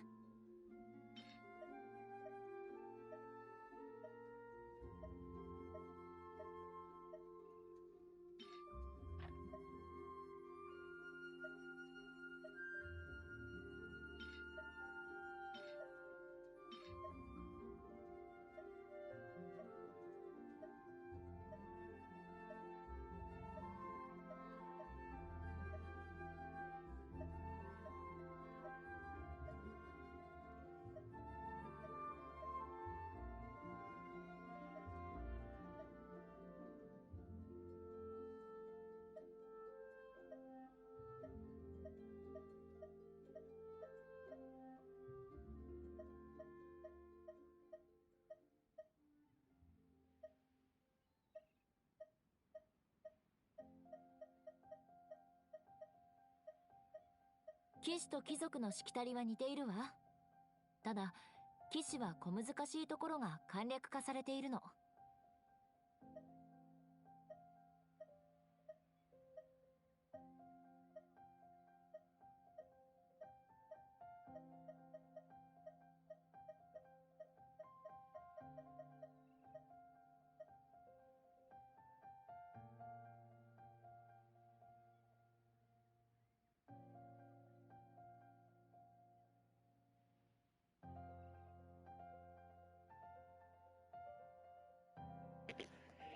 Ah, it's funny you should say that.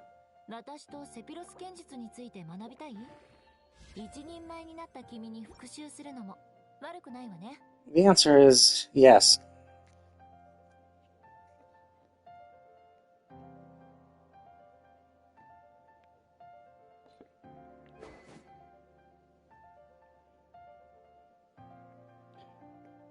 I was just going through my old artifacts to try to see if I have any other good shit. I was farming for artifacts this past week, but for the most part, all I got was just better stuff for Clorind. I mean, I got her something. Like I got her a crit damage hat. Cool. Not the best, This is okay. Rolled not great. I have two more rolls to try. Hopefully they go crit damage. This is crap. I'm going to replace that. This is, it's okay. One crit rate, one crit damage. Not terrible rolls, but not amazing either. And this is also crap. But like this is literally, well, actually no. I had two other flowers, but they both sucked. So I fought. I tried rolling them to see if I could roll a better stat, but they both suck. So I fed it into this. But yeah, I just kept getting shit for her. But my Chlorine does much better now. I got my Chlorine stats to ridiculously good. Look at that, 79% crit rate, 179 crit damage. Like that is crazy good. I don't need that much crit rate, but yeah, what can you do? Too many. Like I had a few things that had, like I got this thing, and I was like, oh cool, this is a really good. Had crit rate. I think it started with crit rate. I think it rolled crit energy recharge as the fourth stat. I had to roll energy recharge, but still, energy recharge was good. And two crit rate rolls are great. Like I kind of wish that, and the last roll was a crit rate roll. I kind of wish that last roll was crit damage. I had this other one that was more crit damage, but has no crit rate, and the other stats are shit. So this is obviously better. But like, oh man, I kind of wish I had that 21% crit damage on this baby. But this is also pretty good. The crit rate, crit damage, and attack percent, which is what it rolled into. This could be better. Realistically, I could get rid of this. I could replace it with something else because I don't like. I have 79% crit rate, so I could lose the 6% and be fine.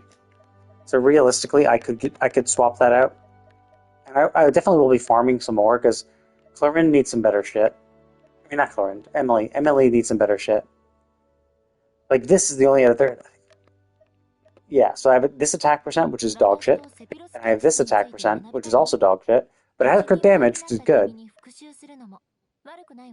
So yeah, definitely need to farm. So, but Emily's doing pretty well. I mean, she's not max leveled anyway, so like I'm not super worried about her.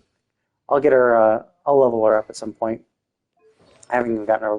I didn't have enough weapon experience for her weapon either. So we'll see how that goes. I mean, she's not terrible. Because her weapon gives so much crit rate. Her crit rate is she's doing pretty well, and her crit damage is pretty sweet. You know? And this is with like this is not leveled up at all. This is not fully leveled. Nothing's really fully leveled because essentially everything I was getting was just I was getting so much better stuff for Chlorine. So all experience I was getting, I was funneling into Chlorine's new artifacts because they were just better. But I'm also going through and trying to look for any shit artifacts. Basically, what I'm trying to do is if I have an artifact that has 3 stats like this one, and one of them is a flat stat, not Elemental Mastery is separate. So if it has flat attack, flat defense, or flat HP, as one of the 3 stats it has, I'm trashing it. I'm foddering it to something else. Like this. I'm just going to get rid of that. Unless the only difference is if the other 2 stats are crit rate and crit damage, then I'll keep it. Or if it's a circlet and the circlet is crit rate or crit damage, then I'll keep that as well. Because it's just so much harder to get those things. And for the 4 stats, I'm fine having one flat stat. Because essentially it's like it could be like one of these guys. Oh, it's all percentages, but the first stat I roll could be a flat stat. So it's like it's not terrible. So it's slightly better. Having a flat stat's not terrible as long as it just never rolls into it. And then I could try feeding it into something else. But so I'm just trying to tidy up because I think I have like 1,200 artifacts, so I need to get rid of some old shitty ones.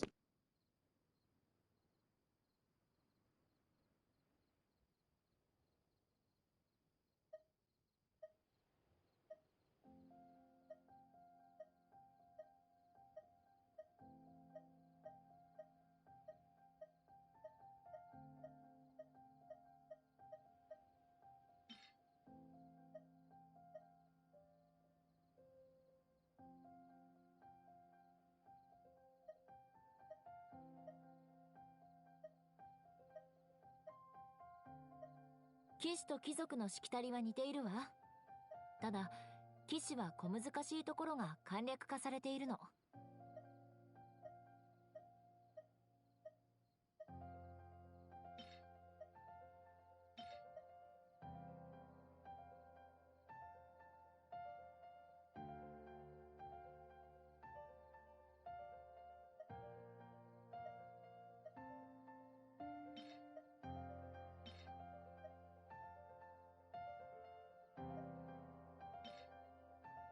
貴族たちの古いしきたりなんて聞き流してちょうだい。いつか私みたいに何百条ものしきたりを暗記させられても本気にしなくていいから。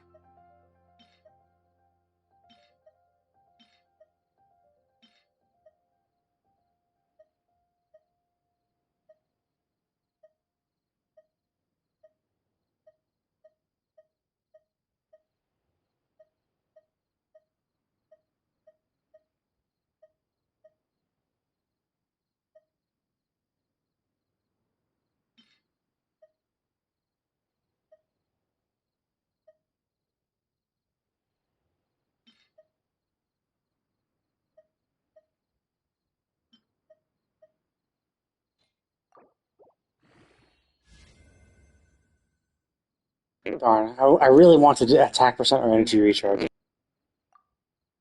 騎士と貴族のしきたりは似ているわ。ただ騎士は小難しいところが簡略化されているの。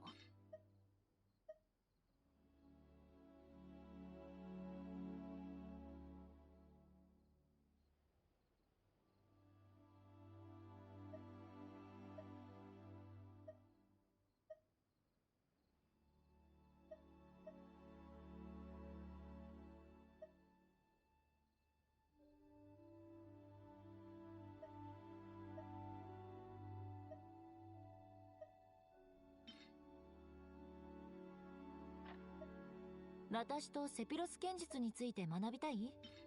一人前になった君に復讐するのも悪くないわね。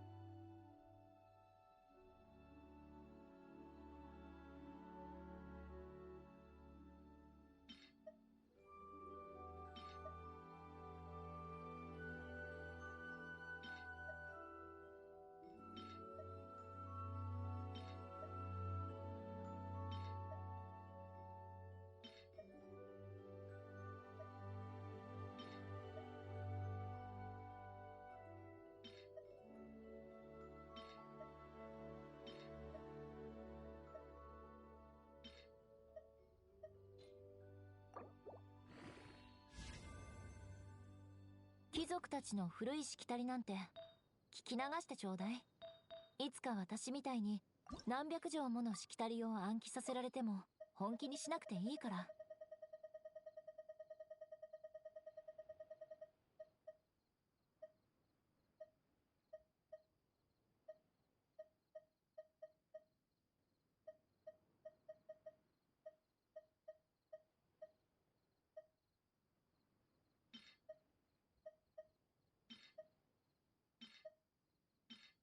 私とセピロス剣術について学びたい？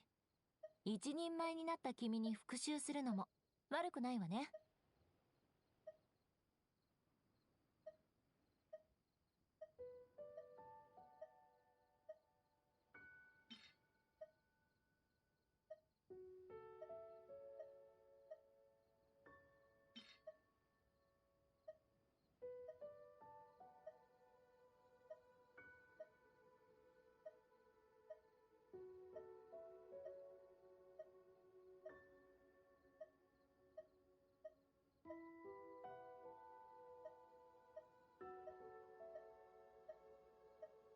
貴族たちの古いしきたりなんて聞き流してちょうだい。いつか私みたいに何百条ものしきたりを暗記させられても本気にしなくていいから。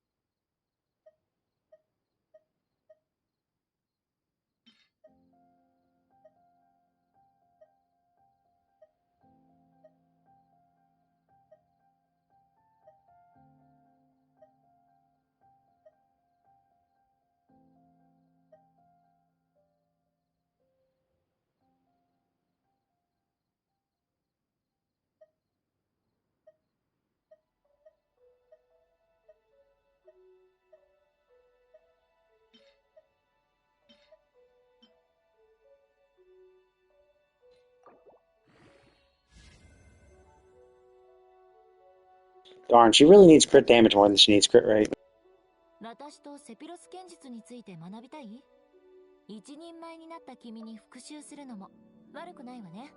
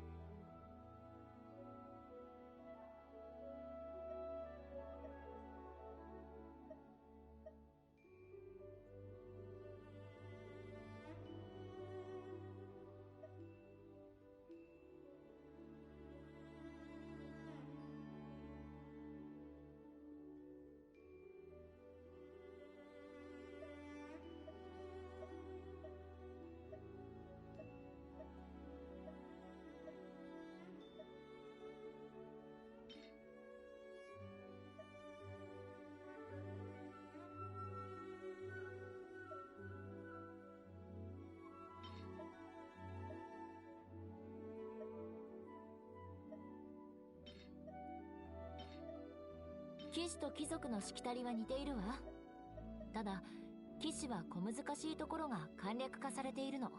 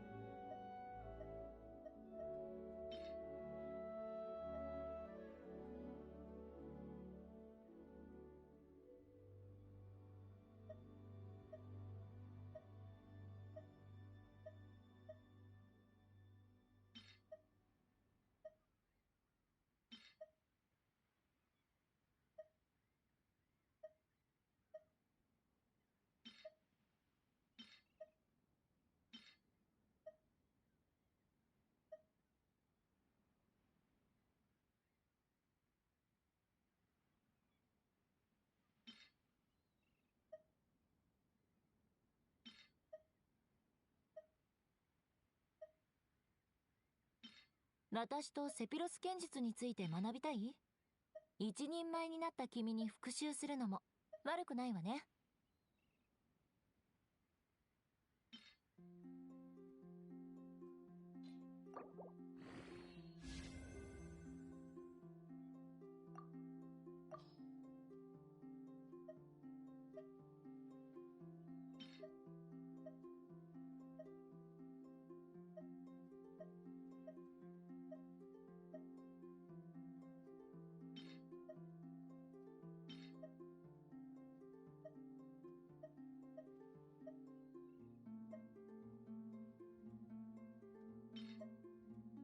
騎士と貴族のしきたりは似ているわ。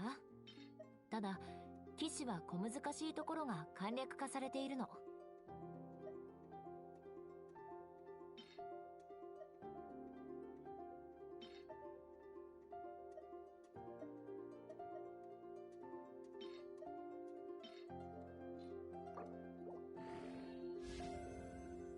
Oh shit, crit damage. Yeah. That's interesting. It rolled once into everything. I got 1 HP, 1 attack. I guess I must have gotten crit rate as my first. So I guess technically 2 crit rate, rolling crit rate, and then getting crit rate. I mean, not terrible, not amazing either. Actually, that's a really low crit damage roll too. That's kind of shit. The fact that it's only 10%. That means I must have had a min crit damage roll, and then got another min crit damage roll. But better than not crit damage.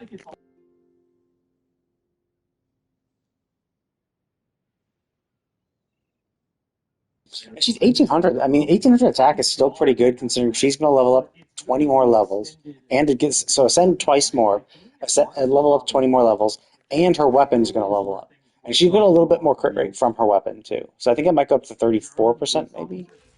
So I'll bump her crit rate above that. So, and I'm going to flat out replace this. So something that will ideally will have crit rate and crit damage. This and this one too. 貴族たちの古いしきたりなんて聞き流してちょうだい。いつか私みたいに何百条ものしきたりを暗記させられても本気にしなくていいから。